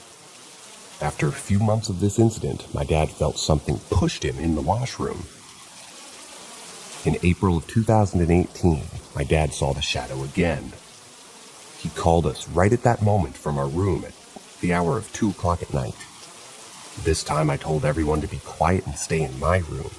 I turned off every electrical appliance except for the lights. It was so silent I could hear the fan from the apartment upstairs. I sat in the room my dad saw the shadow in and turned on my phone camera. I asked, "If anything's here in this apartment, please give me a sign. Can you show yourself or move the bottle over there? If you can push people, you can push that bottle. If anything's here, please give me any sign." With the corner of my eyes, I saw a black figure standing in the balcony. Our balcony is connected with 3 rooms, so it's quite a big balcony. I quickly moved my head and it was there, the shadow. The shadow was there. It was a translucent, dark human-like figure, 3 feet tall and no face. Even though it was translucent and had no face, I could feel that the shadow was looking at me. I froze for a second. Then I quickly pointed my camera at the shadow in hopes of having proof, but it ran before I got the chance to get in the camera. I ran behind it, but as soon as I reached the balcony and turned to the direction that it ran, there was nothing. It disappeared before I reached the balcony. I came back to my room and asked my dad, "Is the shadow you saw translucent?" "Yeah," he said. "Was it 3 feet tall?" Again, his answer was yes. "Did it have a face?" No, it didn't," he replied. I wasn't pretty damn sure that I saw this thing that my dad saw. I concentrated on the video, hoping I got something, but when I reached the part where I saw the shadow, my hopes of proof were gone. I got nothing. Just when I was going to pause the video and delete it, I heard a voice in the video. I can swear I didn't hear this when I was recording, and as I mentioned before, it was very quiet, and if anyone said anything, I should have heard it. In the recording, the moment that came from the balcony to the middle of the room in which I saw the shadow, in a deep voice, was recorded in the video. What it said was incoherent. It was my first EVP. A few weeks later, I was in my room texting my friends and slowly felt very sleepy. It was around 3 at night, and I have some local horror podcasts downloaded on my phone, and it suddenly started playing. I paused and closed my eyes again. The podcast started playing again, and this time, I couldn't move. Suddenly, a bell started ringing in front of my door. I tried to scream, I struggled to scream, but no use. My parents are light sleepers, and it's impossible that my parents won't wake up to the sound of this loud, but no one came. The sound of the bell dimmed slowly and stopped. Finally, my throat could make a voice, and the podcast stopped. I could move again. I asked my parents if they heard anything. They were surprised to hear what happened, and they confirmed that they didn't hear anything at all. A month after this incident, everything was normal. And after I came back from school, my mom asked, "What happened last night?" I was so surprised. I was pretty sure everything was normal. My mom explained that they had heard me scream and everyone woke up and ran into my room. I was standing on my bed and pointing towards the balcony, and there was nothing. I'm surprised because I'm sure I don't sleepwalk, and I remember the exact time I wake up in the night before to drink water, so I don't remember what happened. The very next day, my something invisible grabbed my mom's head and threw her towards a wall. Thankfully, the injury wasn't severe, just a little swelling. She swore she didn't trip, and she felt something grabbed her head, but it was invisible. We almost forgot these happened after about a year of nothing paranormal happening. It was the season of mangoes in our country. Every house had at least one basket of mangoes. It was 10 at night, and I was cutting a mango, and my mom suddenly scolded me. "Why did you tell me your dad wanted a mango when he didn't?" I was shocked as I was sitting here the whole time cutting a mango, and I explained it to my mom that it wasn't me. My mom said that she clearly saw me coming into her room, and it was my voice that she heard. It was me that she saw. Yet, it wasn't me. I can't be in two places at once. After this happened, we got our apartment blessed, and nothing paranormal happened afterwards. We did some renovations, and again a week after that, my little brother saw a shadow. I told this story to a paranormal investigator, and right after he heard that, we did some renovation, and he asked if we did anything with the main door or any entrance doors. We did, and he said blessing a house is like a mosquito net. We changed the doors, which means that now there are holes in the net, and now shadows can come in again.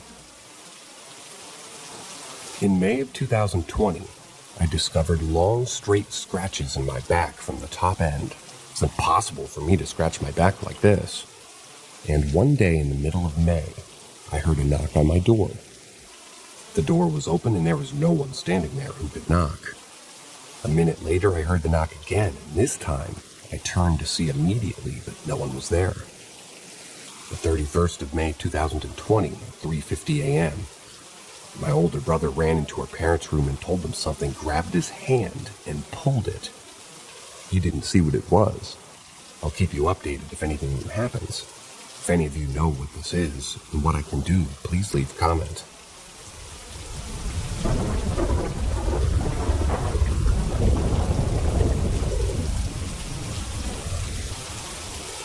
The haunting of my apartment.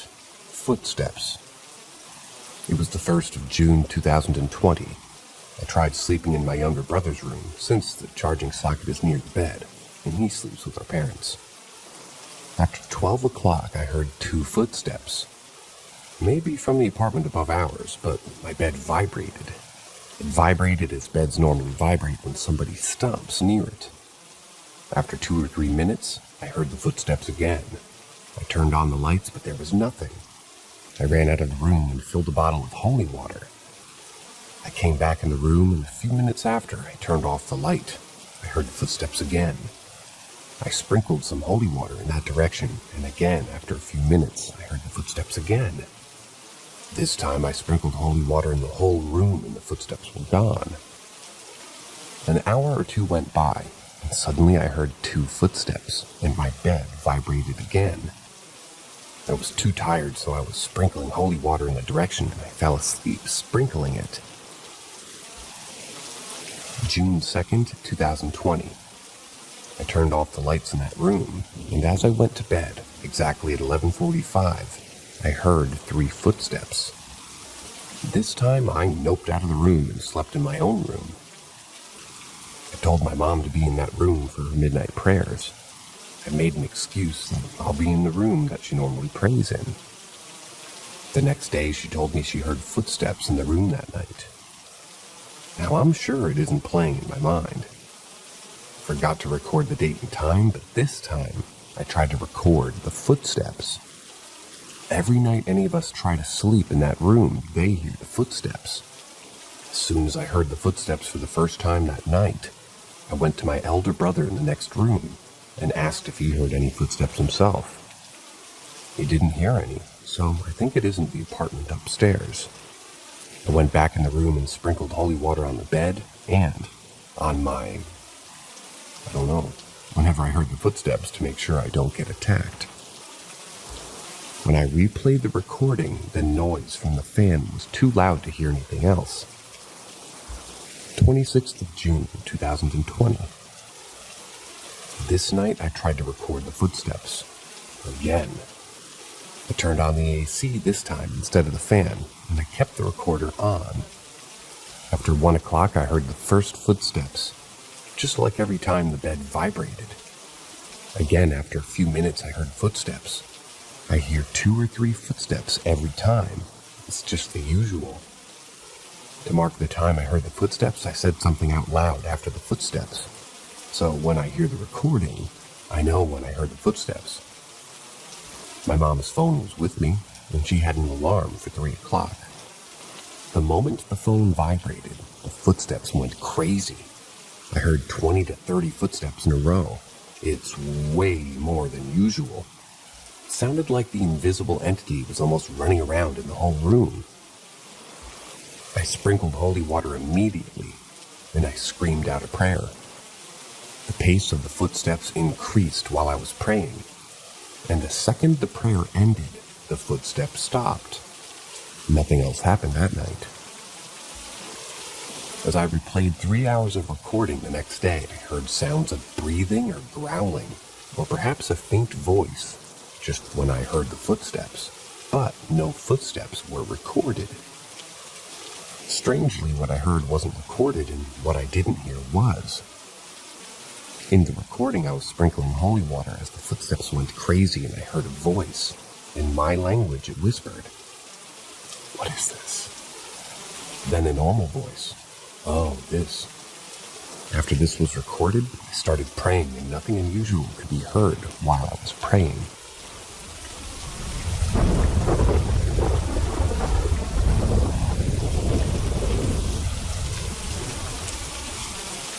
I'm 100% sure my house is haunted. and here's why. Me and my roommate moved into this place about 10 months ago. The landlord who lives above us told us this place is haunted. Our landlord is 80 years old and channels. She says she channels her higher self, as well as living people who passed on, and Ashtar. Okay, that's cool, sure. When we looked at the house, we saw the sauna has an old wooden door. But after we moved in, handprints appeared on the door, and they looked like they were dragging down. Sure, that's fine. Fast forward a little bit, and I'm in the bathroom. My roommate downstairs in his room. I hear footsteps coming up the stairs, and I wait to see if he pops up. Nope. Call him over Facebook, and I ask, "Are you upstairs?" I can hear him downstairs in the room. "No, I'm in bed. Why?" I explained that I heard footsteps. I go down to his room, and later he needs to use the bathroom. The same thing happens to him. He hears footsteps, and no one's there. We stayed in the same room that night, and the next thing that happened was creepy as hell. Me and my roommate were sitting in his bedroom, watching some videos and drawing. He has this old music snow globe, and he has it on his dresser. The video that we had playing was a gameplay video, and it had music box music for the background song. We thought the sound was a little odd, so we paused it, put the video back 10 seconds and played it again. Then we realized it was the snow globe that was playing. We basically shit ourselves. A while later, where we were in bed in the middle of the night when we both heard a bang. We didn't go see what it was because, nope. When we got up the next day, his Silver the Hedgehog pop-up figure was on the ground, with his limbs, all 4 of them, ripped off. There was a hand on the sofa, 2 feet off the ground, a leg under a blanket, and 2 just on the floor. The GameCube that we have was also opened, and the creepy thing was, the little clear stand pop figures have was unmoved and untouched. A month later, I used this filter on TikTok. It's supposed to catch ghosts. It has glowing eyes and would appear when it finds a face. I felt like something was watching me and I started to film. I walked up the stairs to the main floor and something popped up at face level. Looking like it was peeking around the corner, I ran into my room.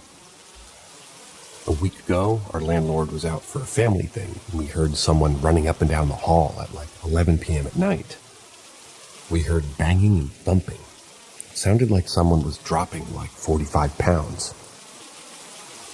Our landlord's not the strongest and can't run or carry things. We find out later that she wasn't even home. Again, a few days ago, I was downstairs trying to find some towels, and my roommate's upstairs. He said, Rose, are you up here?"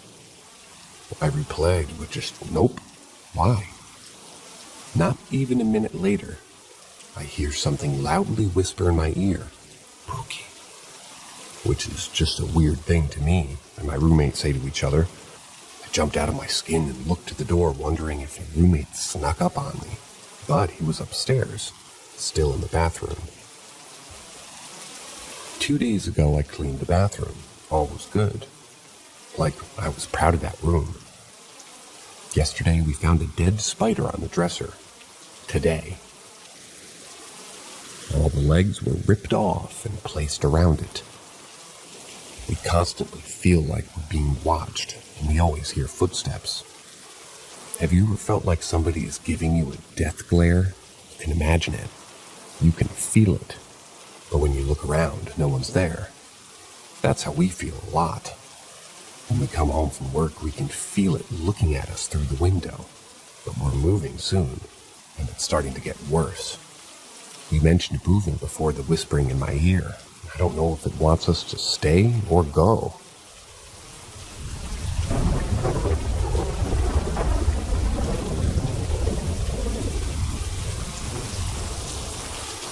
Phone call from recently deceased father's phone. This happened around June of this year. It was the latest of things that's happened to me and my family in the last 2 years. I posted about something I saw in my grandmother's house a few months ago. Still not sure what it was. My father died late last year. He wasn't feeling well, and that was pretty uncharacteristic of him, as he was known for being in shape and not really looking his age. He was then diagnosed with late-stage cancer, and passed away a month after. It was too sudden. My family and I still struggle to accept how quick it was, especially to somebody like him. My mother wanted to keep her and my father's tradition of traveling to his homeland every year. Went alone with a bit of his ashes. I stayed home to help out my brothers with their grandmother. Everything was going fine. A day later, my mother calls me and asks if we called her on my father's phone. I asked my brother about this, and he was just as confused as I was. We went to my parents' room and dug out my father's phone. It was bone dry, and we had to plug it in to even turn it on. With my mother still on the phone, we told her. My mother's a believer, unlike me, so she accepted it. I like to think that it gave her some comfort. Again, I can't explain it. Short of my mother lying, which she would never do, especially with stuff about my father. There's no other reason that I can think of that explains why my mother received a call from my father's phone. Talking about these experiences is somewhat therapeutic, though. A lot more stuff has happened. My skeptical mind keeps trying to explain these things. Some I can, others like this and the post before I just can't. I might post more of those instances, if the mood strikes.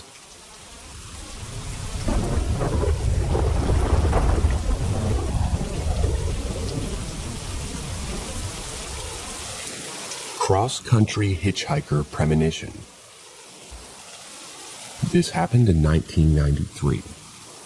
My girlfriend, 22, and I, 21, drove across country to visit some colleges that we were looking at graduate studies during spring break. We didn't have much money, so we had an arrangement where one person would drive and the other person would sleep, and we would trade places, thus avoiding hotels and minimizing the time it takes to drive so many miles. I was sleeping, girlfriend was driving. It was 3 a.m. and we were heading east on 90 in Montana, traveling through the Crow Reservation. My girlfriend woke me up. She said it was urgent.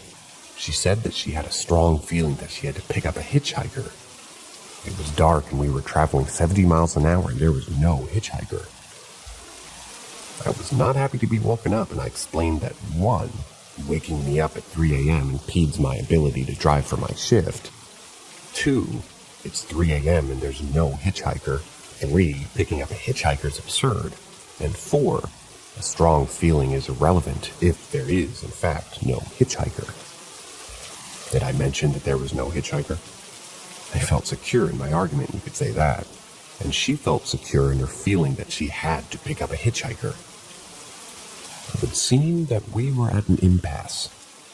I thought my girlfriend was illogical and absurd. This whole time we were driving 70 miles an hour, and it was low visibility because of the dark, and the headlights only illuminate so much, so there's no way that we could have seen. There ahead on the side of the road was a hitchhiker. He had a van on the side of the road. My girlfriend stopped. I didn't say anything because I had hinged my whole argument around there being no hitchhiker. And here they stood at 3 a.m. on the side of the road. We picked him up and drove into Wyoming. Our car stopped working. It just lost power and we went to the side of the road. The 3 of us hitchhiked, but ultimately a police cruiser picked us up. We ended up going to the hitchhiker's house in Sheridan and camped out there while our car was towed in, manually using a rope, I might add. And they fixed the Ford Escort wagon with a vacuum leak. I mean, to think a piece of bubblegum could have fixed the problem. But when the car was fixed, we were on our way again.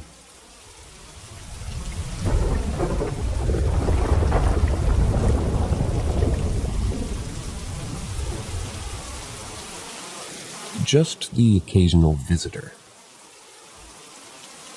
My family has a little cabin in the wooded hills of New York, southern tier. Most of the time, it's an amazing place to go and relax in nature. No bad vibes or dark pasts to be found, at least as far back as we know the history of the land. Thing is, if you spend the night and get very lucky, you'll get to hear a visitor on the porch. If you're even quote-unquote luckier, that visitor might make their way inside and have a walk around the kitchen.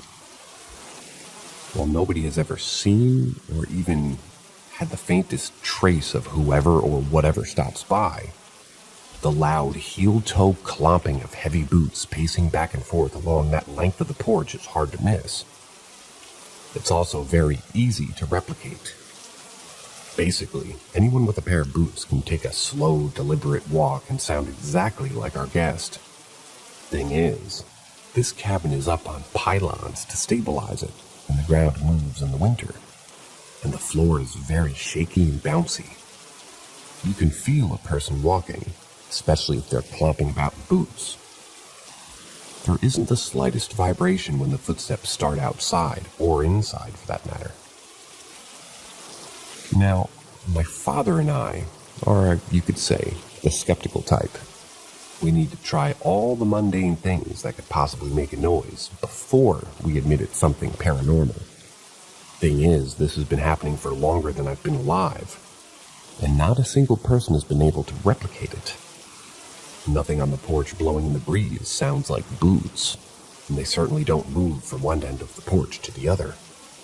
The gutters are secure, and someone would have seen an animal by now, and of course, it only happens at night, which I used to think was a ghost hunting show cliche, but I guess it is what it is.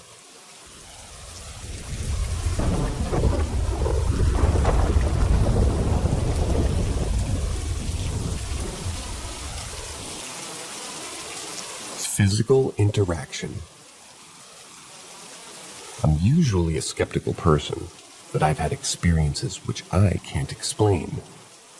One of them happened last summer when I was visiting family in the UK. They were renovating their house, which is about 350 years old, and almost every part of the house had been demolished and transformed into a modern home, except for the entryway, which remained the only part of the original structure.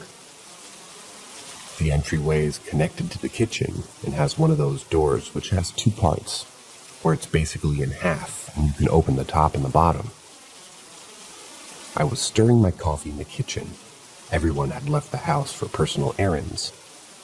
And while stirring, I suddenly got this inexplicable feeling where you feel like you're being watched. I could almost hear what sounded like walking on gravel, which was outside the entryway. I thought maybe that one of my cousins were home, and I was expecting them to walk in at any second, yet they didn't. Things then got suddenly quiet. Even the birds stopped chirping. It was almost kind of like I zoned out. I'm not sure how to explain it, but after zoning out in silence for about 4 seconds, I heard a very loud and sudden bang. I looked over towards the source of the noise, and the entryway door's top was shaking and swinging outward. I went over to it, peeked outside. Nobody. I looked around for something which could have maybe fallen and hit it. Nothing. Nobody was home, no cars were in the driveway. No large animals around either. The birds then began chirping again. Their house isn't on a public road, it's in the countryside. What's weird is that both parts of the door were shut, and although it opens both ways, you'd have had to hit it from the inside for it to have swung outward like it did.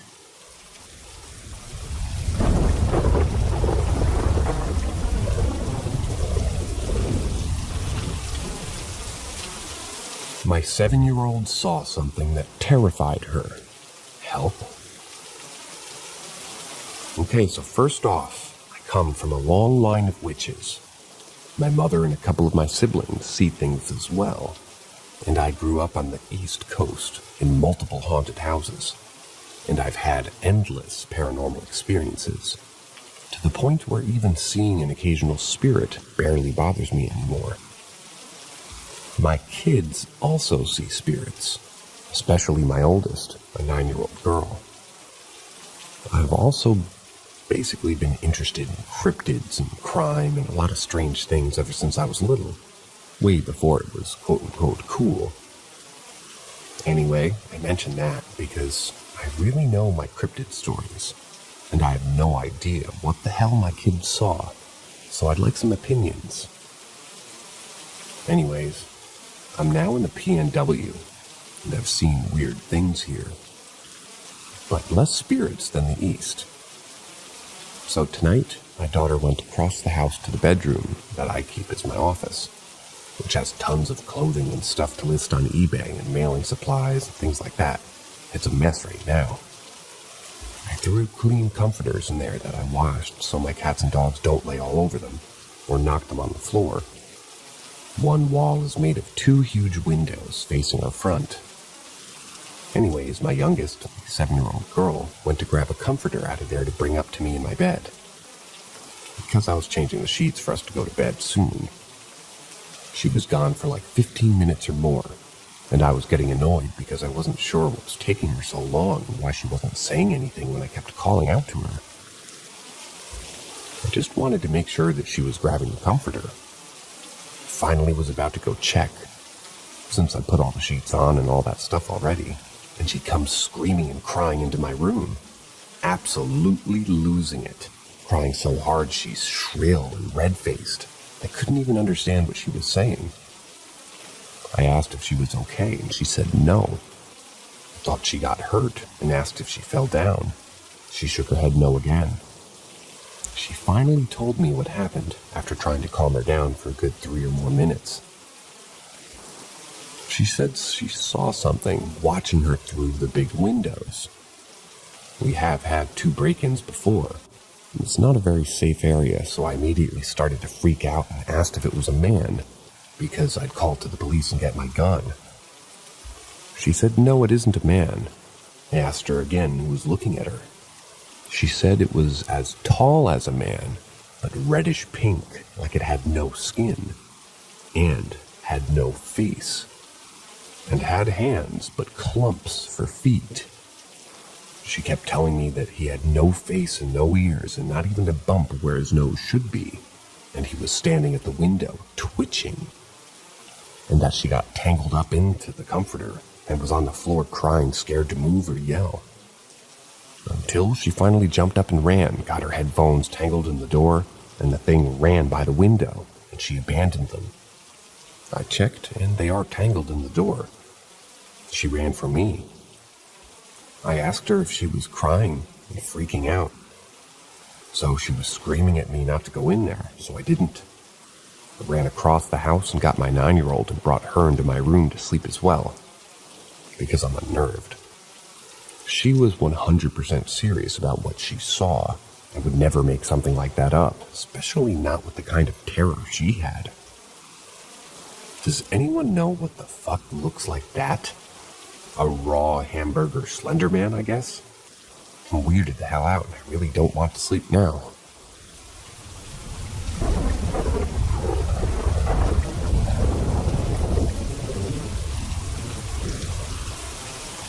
I was attacked by something dark in my dreams, and I'm convinced an angel or something saved me.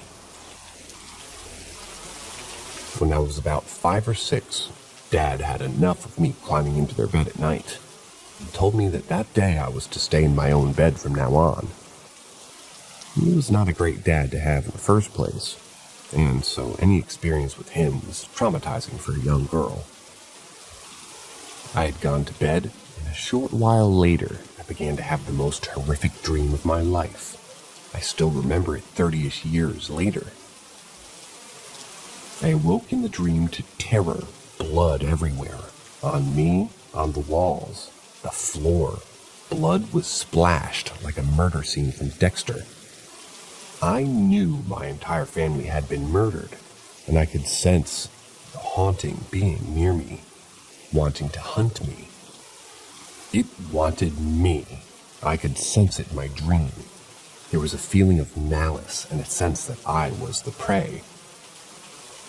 Feelings that still haunt me to this day. I sensed that I could not let this thing touch me, but that it already had its claws wrapped around my soul. It did not have me yet, but I felt like I was in serious danger. This is when I became aware that I was in a dream. You see, I know that I'm sensitive.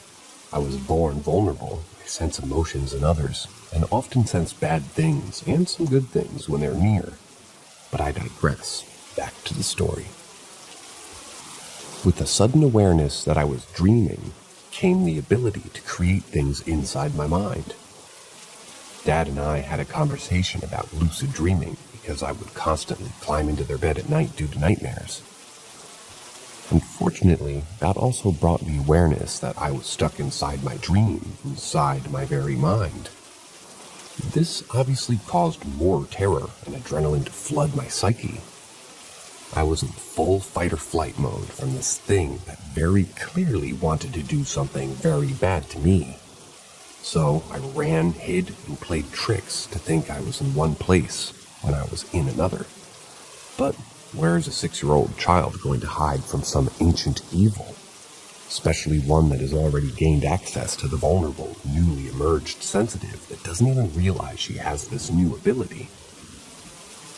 I was absolutely terrified and had nowhere to go, and the thing was exceptionally strong. This went on for quite a while. I could feel the dark being getting closer to that part of me that would be open. It would be opening the final lock, if you will, into my soul. I remember thinking, where could I go that it wouldn't find me? I was beginning to panic. I could only fight intrinsically for so long. I was using my abilities inadvertently when I took control of the dreamscape. But that would only hold the dark being for so long. With its experience, age, and powers of its own, it was only a matter of time. Plus, it could just come back the next night and try again, right? Suddenly, the dream simply vanished, and I hit REM. I know, abrupt, right? I've always been a light sleeper, especially for any type of light source, so I was out.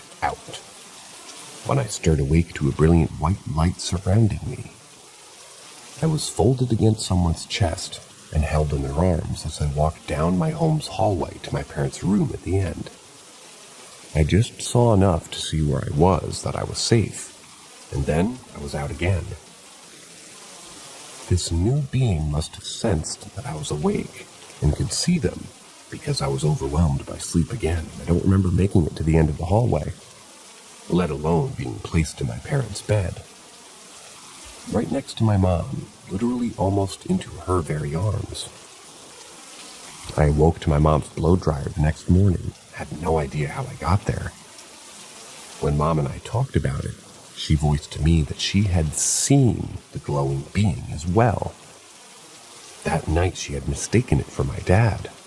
But when she asked him, he stated he had been asleep all night and hadn't gotten up for anything. We were shocked, to say the least. I actually just recently realized that I hadn't told my mother the first half of the story, and she only had a partial picture of the entire encounter. There were 2 beings that night, one of dark and malevolence, one of light and joy. The second probably saved my life.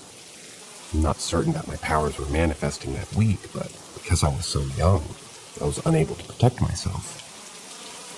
Adults generally develop a natural barrier over time, but I was vulnerable. That thing saw an opportunity in my new abilities and thought to take my soul while it could. I was especially vulnerable as I had just lost my baby sister to drowning very recently, a terrible tragedy that likely triggered the activation of my abilities. I don't adhere to Christian values or beliefs anymore. Having grown up in the church made me decidedly non-Christian, but I can't deny that this very real experience happened to me, especially since I was not the only person to see one of these beings.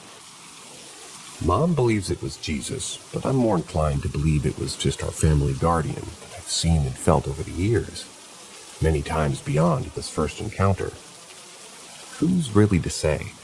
All I can do is share the story, write it down as a true experience from my personal history, and share it with you, that both types of energy are out there. Whether you believe me or not, it's your choice. Some of it does sound crazy. Oh, this silly woman thinks she's got some psychic abilities. The story is obviously fake. Feel free to be a skeptic. I'm kind of one myself. I have a degree in psychology. I realize how it sounds. All I can say is this really happened to me and my family, and remember, I also have a corroborating witness, so...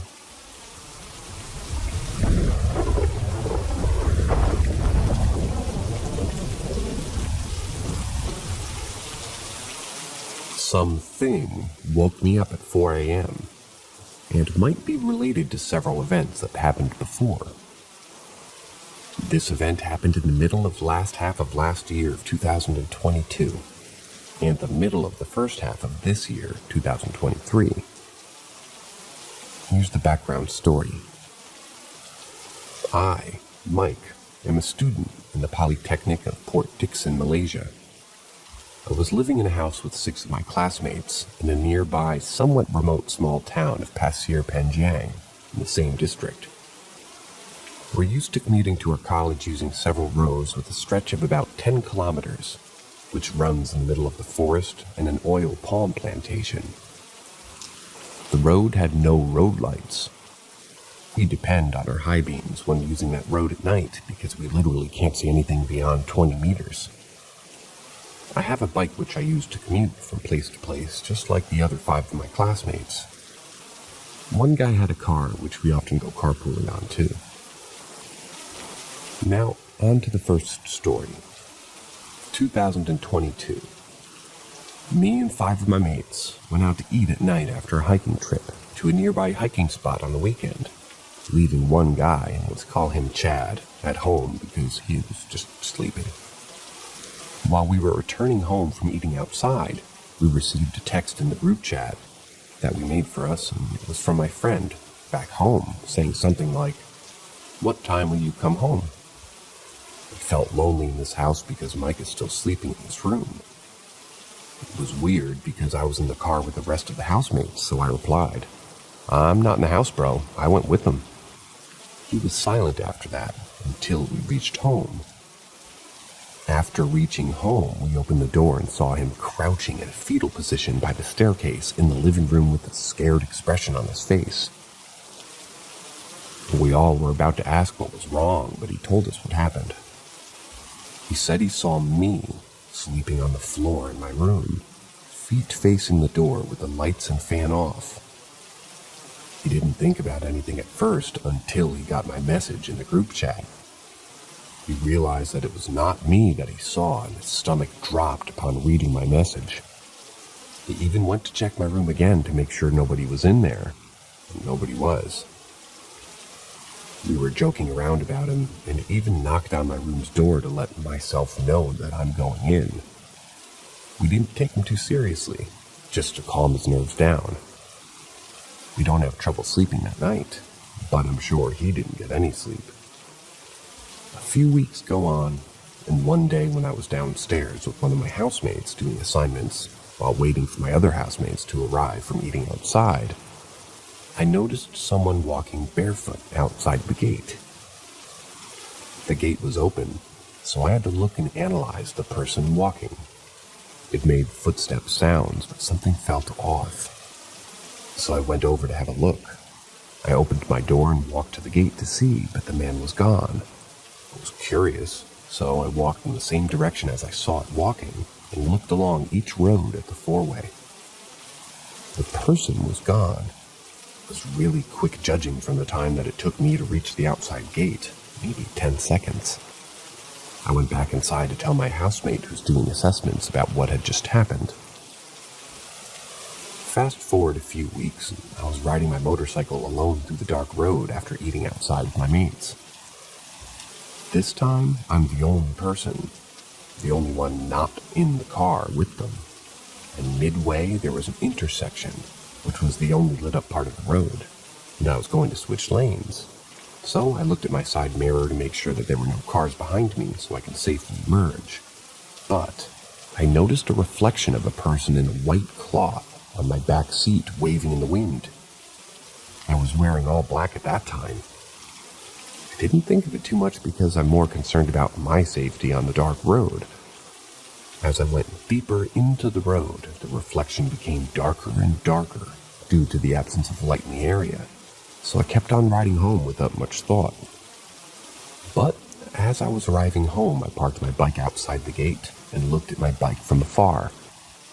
I didn't want to open the gate because I didn't want anything that followed me to come inside with me, so I waited for my friends to arrive before making a decision.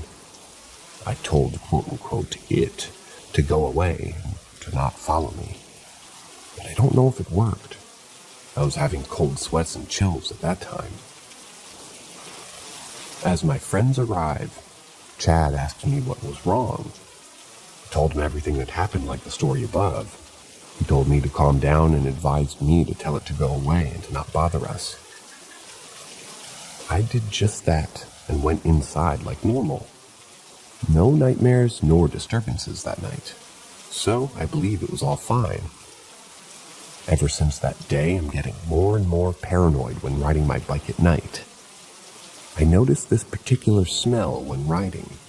It smells like flowers, but it was unpleasantly fragrant. Fragrant. Feels like you're smelling someone with perfume up close. But the smell don't come every time that I went through that road, though.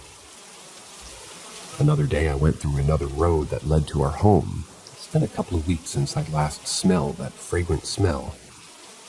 Until that moment, I felt like something was wrong, and I said out loud in my full-faced helmet, "Do not follow me." However, at that moment, I didn't see anything behind me in my side mirror. I was getting annoyed at that point. Or perhaps I don't know. I don't even feel scared of it, nor threatened. It just feels like you're being played.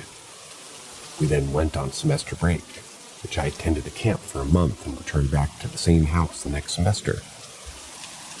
We didn't have any encounters for a good couple of months from the beginning of the semester, until one day that I was sleeping downstairs in the living room and was woken up by a voice that seemed to mimic the voice of Chad. Wake up, Mike. I thought something bad had happened, so I opened my eyes. But to my vision, the whole living room is dark, with the exception of our porch light shining through. I did saw someone tall standing over me, but I thought it was Chad who woke me up. So I asked him, "What's wrong?" But I didn't get a reply. I then looked at the thing standing over me to see if it's really him. It was really tall and dark, but I couldn't see a face since it was dark and I just woke up from sleep. I then realized something is off by the unusual length of delay in getting a response. So I told it, "Don't fucking bother me, I'm sleeping," then rolled to my right and closed my eyes. I then heard footsteps at the staircase. It was not like somebody going back up to their room, but instead, the footsteps sounded like it was going up and down the stairs multiple times. I got annoyed by this and looked at the staircase with the intention to yell at whoever was playing at the staircase. But there was nobody there. The sound of footsteps were still there and continued for about 5 minutes. Then my friend's watch alarm sounded, which then I knew what time it was. The watch showed 5 a.m., so this incident happened at like 4+ a.m. I told my housemates everything in the morning. Until today, I do not know what entities were these things that hitched a ride behind me. The smell and the tall figure calling my name and waking me up. All I knew was what I saw, what I heard, and what I smelled, and that I felt them. Might need to taste them to have the complete experience of the 5 senses. Feel free to speculate what could be the entity that I encountered, or how it might be related, or not.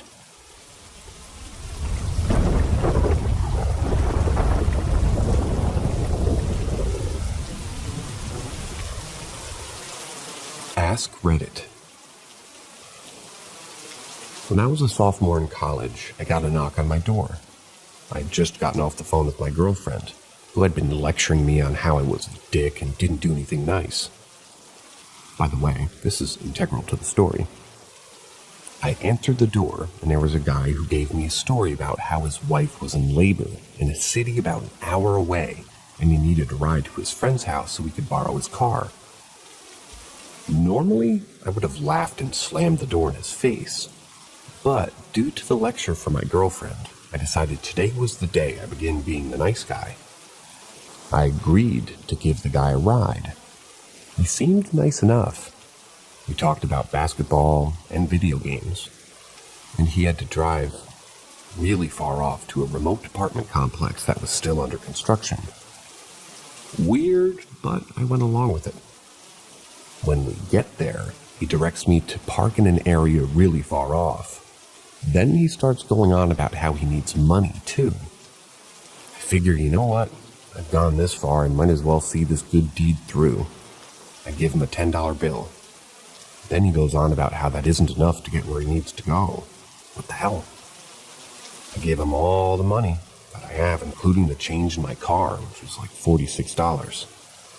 He gives me a strange look, and then a weird silence where it seems like he doesn't know how to react. Then he gives me a really genuine thank you and gets out of the car. I go home and go on with my day. About an hour later, there's a knock on my door. It's a cop. I answer, and he asks me if I've seen this guy. He shows me a picture of the guy I gave a ride to. No mistaking it. It was him. Same hair, same neck tattoo, and same gold teeth. I say, yeah, I just gave him a ride like an hour ago. The cop looks like he just saw a ghost. Then he proceeds to tell me about how this guy is wanted for 3 murders. His standard procedure is to go door to door until he finds someone who's stupid enough to give him a ride. Then he leads them to a remote location, pulls a gun, executes them, and steals their car. It's extremely ironic that being nice almost got me killed and probably saved my life at the exact same time.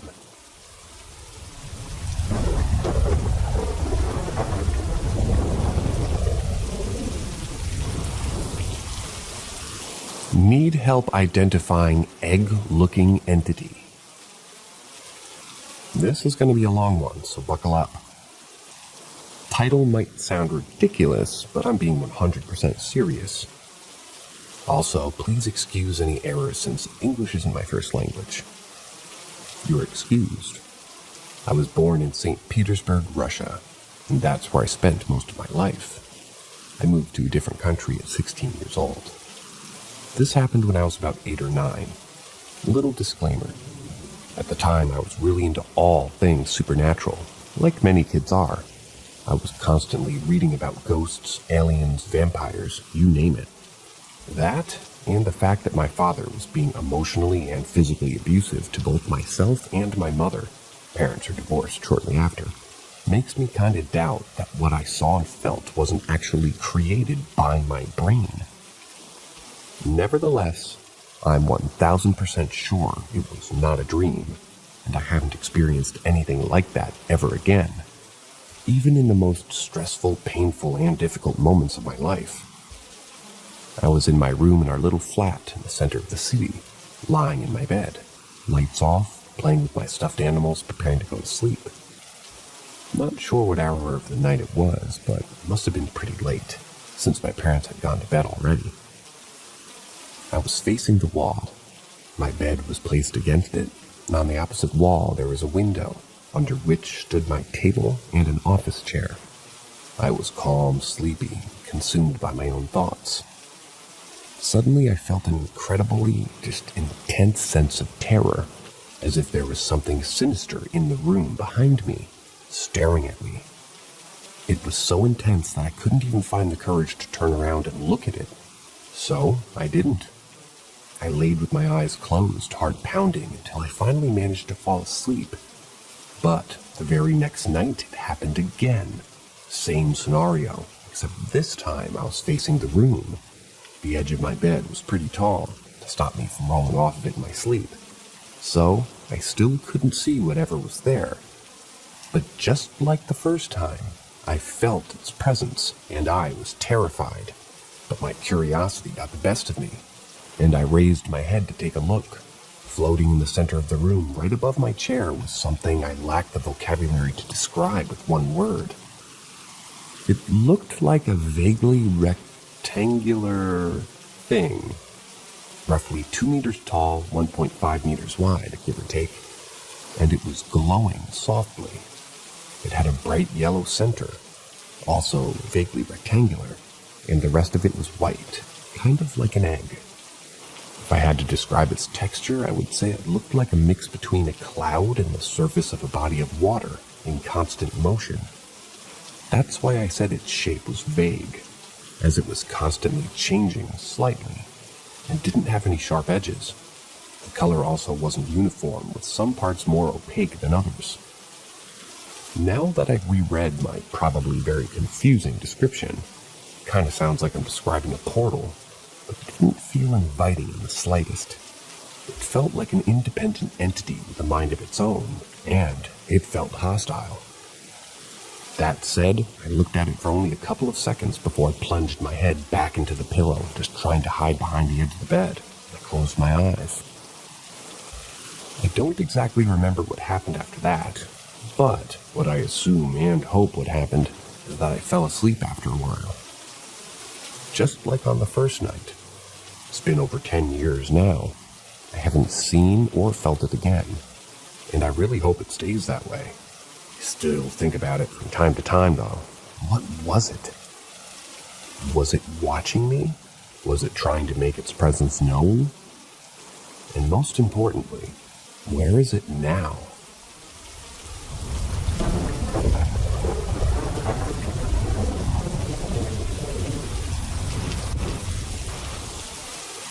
Haunted Doll's Ghost. This happened probably half a year ago, but I didn't have this account back then, and just didn't think to post it here, but I think it's worth sharing anyway. So I'm a 19-year-old male, and I've been living in a small apartment for a while now, alone. I collect secondhand porcelain and clown dolls, and there's only one of them that's been showing me peculiar acts. She's a porcelain doll, my only non-clown doll. I bought her since she looked almost sad. I don't know how to explain that. I take a pretty good care of all my dolls. I clean them and keep them in a showcase. First weird thing that happened was that she had moved.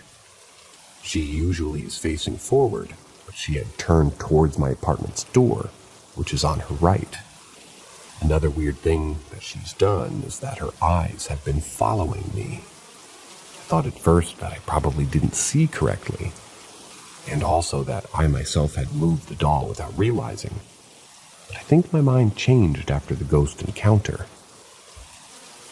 I was drawing, watching videos on my laptop, when I noticed something weird on my left, near my bed and the showcase.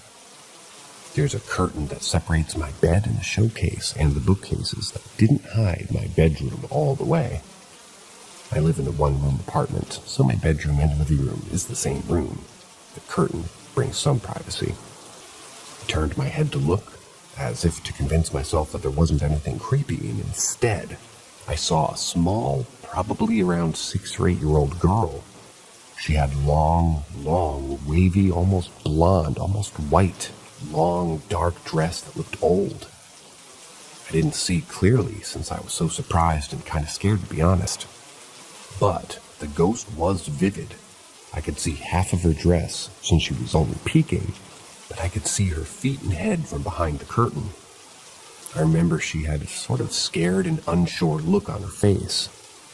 But when I tried to look again, she was already gone. I wasn't that scared after it, just cautious and shocked that I saw what I saw. I've been taking good care of the doll, which I know was the ghost's doll. I sense a connection between them, and none of my other dolls have shown any paranormality. I haven't seen her since. I hope she's okay. Either roaming around here or resting finally, I don't know. I hope my text is good. English isn't my first language. And please tell me if I've broken rules. I read them, but I'm always a bit unsure about posting new subreddits and stuff. I also tried to add a photo of the doll, too.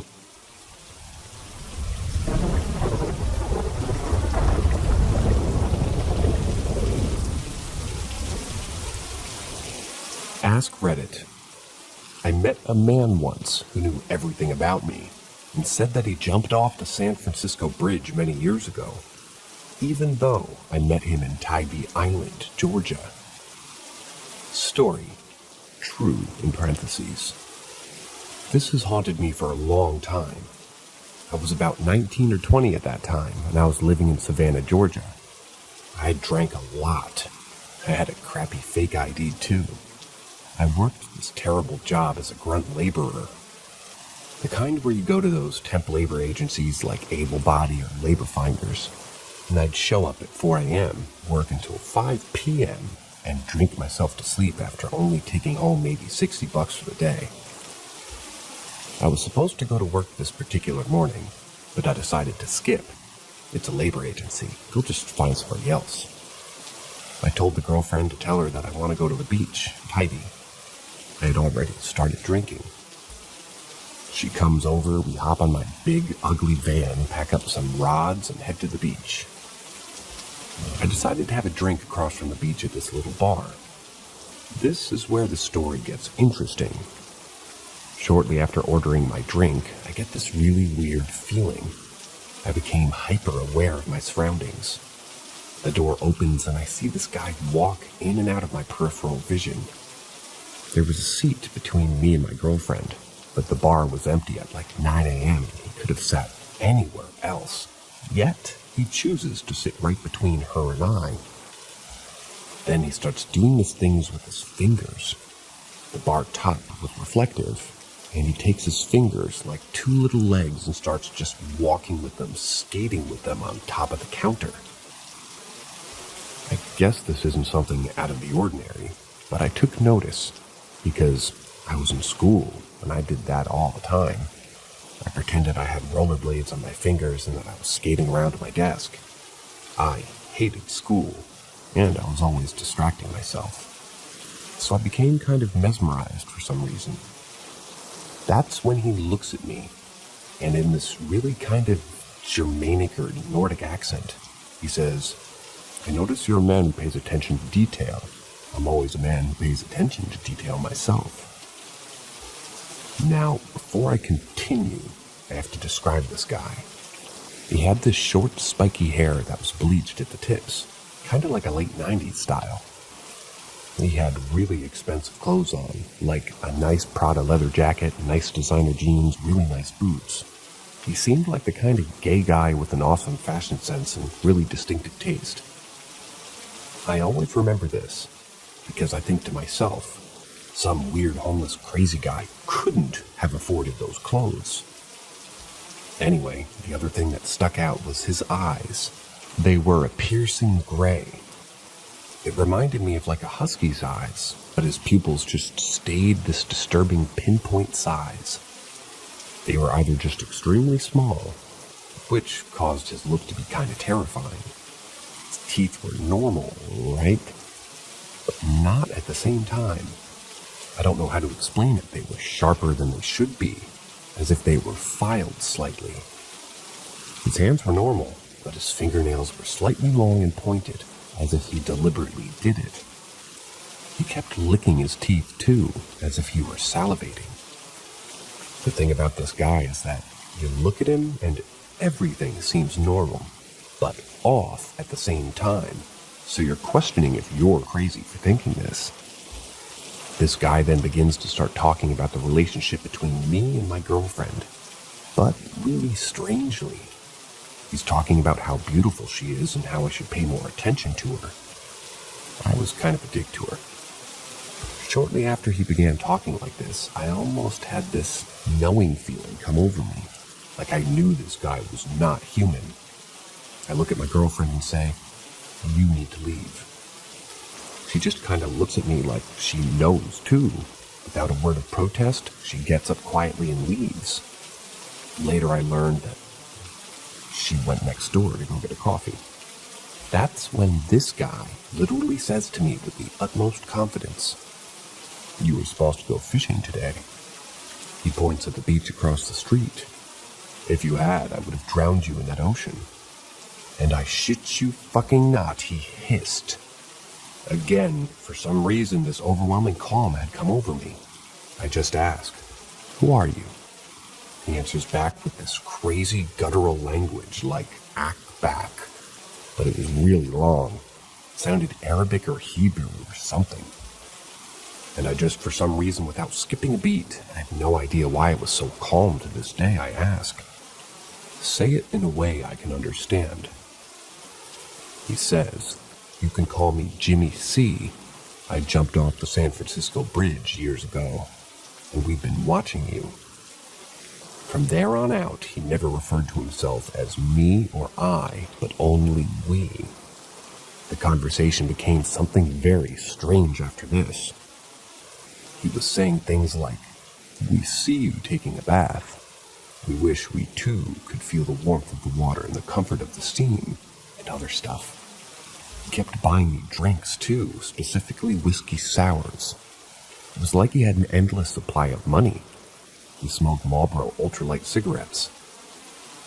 After I don't know how long, because I lost sense of time, I told him I'm gonna leave. I walked next door to get my girlfriend, and she's stone silent. We start driving home. Don't say a word. Then I just ask, "Do you know what that was?" She just says, "That was a demon." This girl had parents that were scientists. She was really analytical, completely non-religious. That was the first thing that she said out of her mouth. Now, I don't really say this part before, because to me, this is the most important aspect of the story, so I'll say it now. Because it's what's happened after this that screwed me up for fucking years. The last thing this Jimmy C guy said to me before I left is this: "Look at my car." I look outside. I see one of those newer Volkswagen Beetles. It was white. "What does the license plate say?" I look at the plate, and it literally says, "Fierce." He looks me dead in the eyes and says, "The next time you'll see me, I'll be driving a black Mercedes, and the license plate will say Utopia." Stupid, right? That night, I was still calm. I don't know why. I felt like that guy in the Office Space after his hypnotherapist died right in front of him, and he was weirdly zen.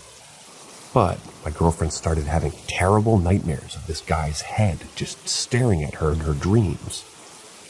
Weeks went by, and that's when the encounter started affecting me. I found myself becoming paranoid about that black fucking Mercedes. Every black car I saw, I checked if it was a Mercedes, and if it was, I immediately looked at the license plate. Started doing it when I watched TV or movies as well. I couldn't stop. Now I'm going to fast forward a bit. About 10 years go by when I'm 29. So this is just recently.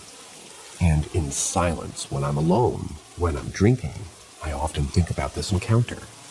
I still look at black Mercedes every time they pass, but I'm not so much anxious about it anymore as curious. And I remember that my girlfriend at the time always kept a journal. And by now, I'm pretty sure that I'm insane, but maybe I was drunk. Maybe I'm not remembering any of this correctly. After years of trying to find news articles of a Jimmy C that committed suicide on the San Francisco Bridge, looking at black cars and so on, I feel like I've grown out of it. Yet still, I had to know. So last year, I tracked down my ex-girlfriend. We ended up on bad terms. I find out that she's a school teacher in Wisconsin, has married a woman, and is actually trying to have a child. I figured she's not gonna talk to me, but I send her a Facebook message anyway. I ask her if she can find the journal from that day, because I have to really know about these events and if they line up with mine. Sure enough, she had it, and it contained even more detail than what I remembered, because she had literally written it at the coffee shop next door right after it happened.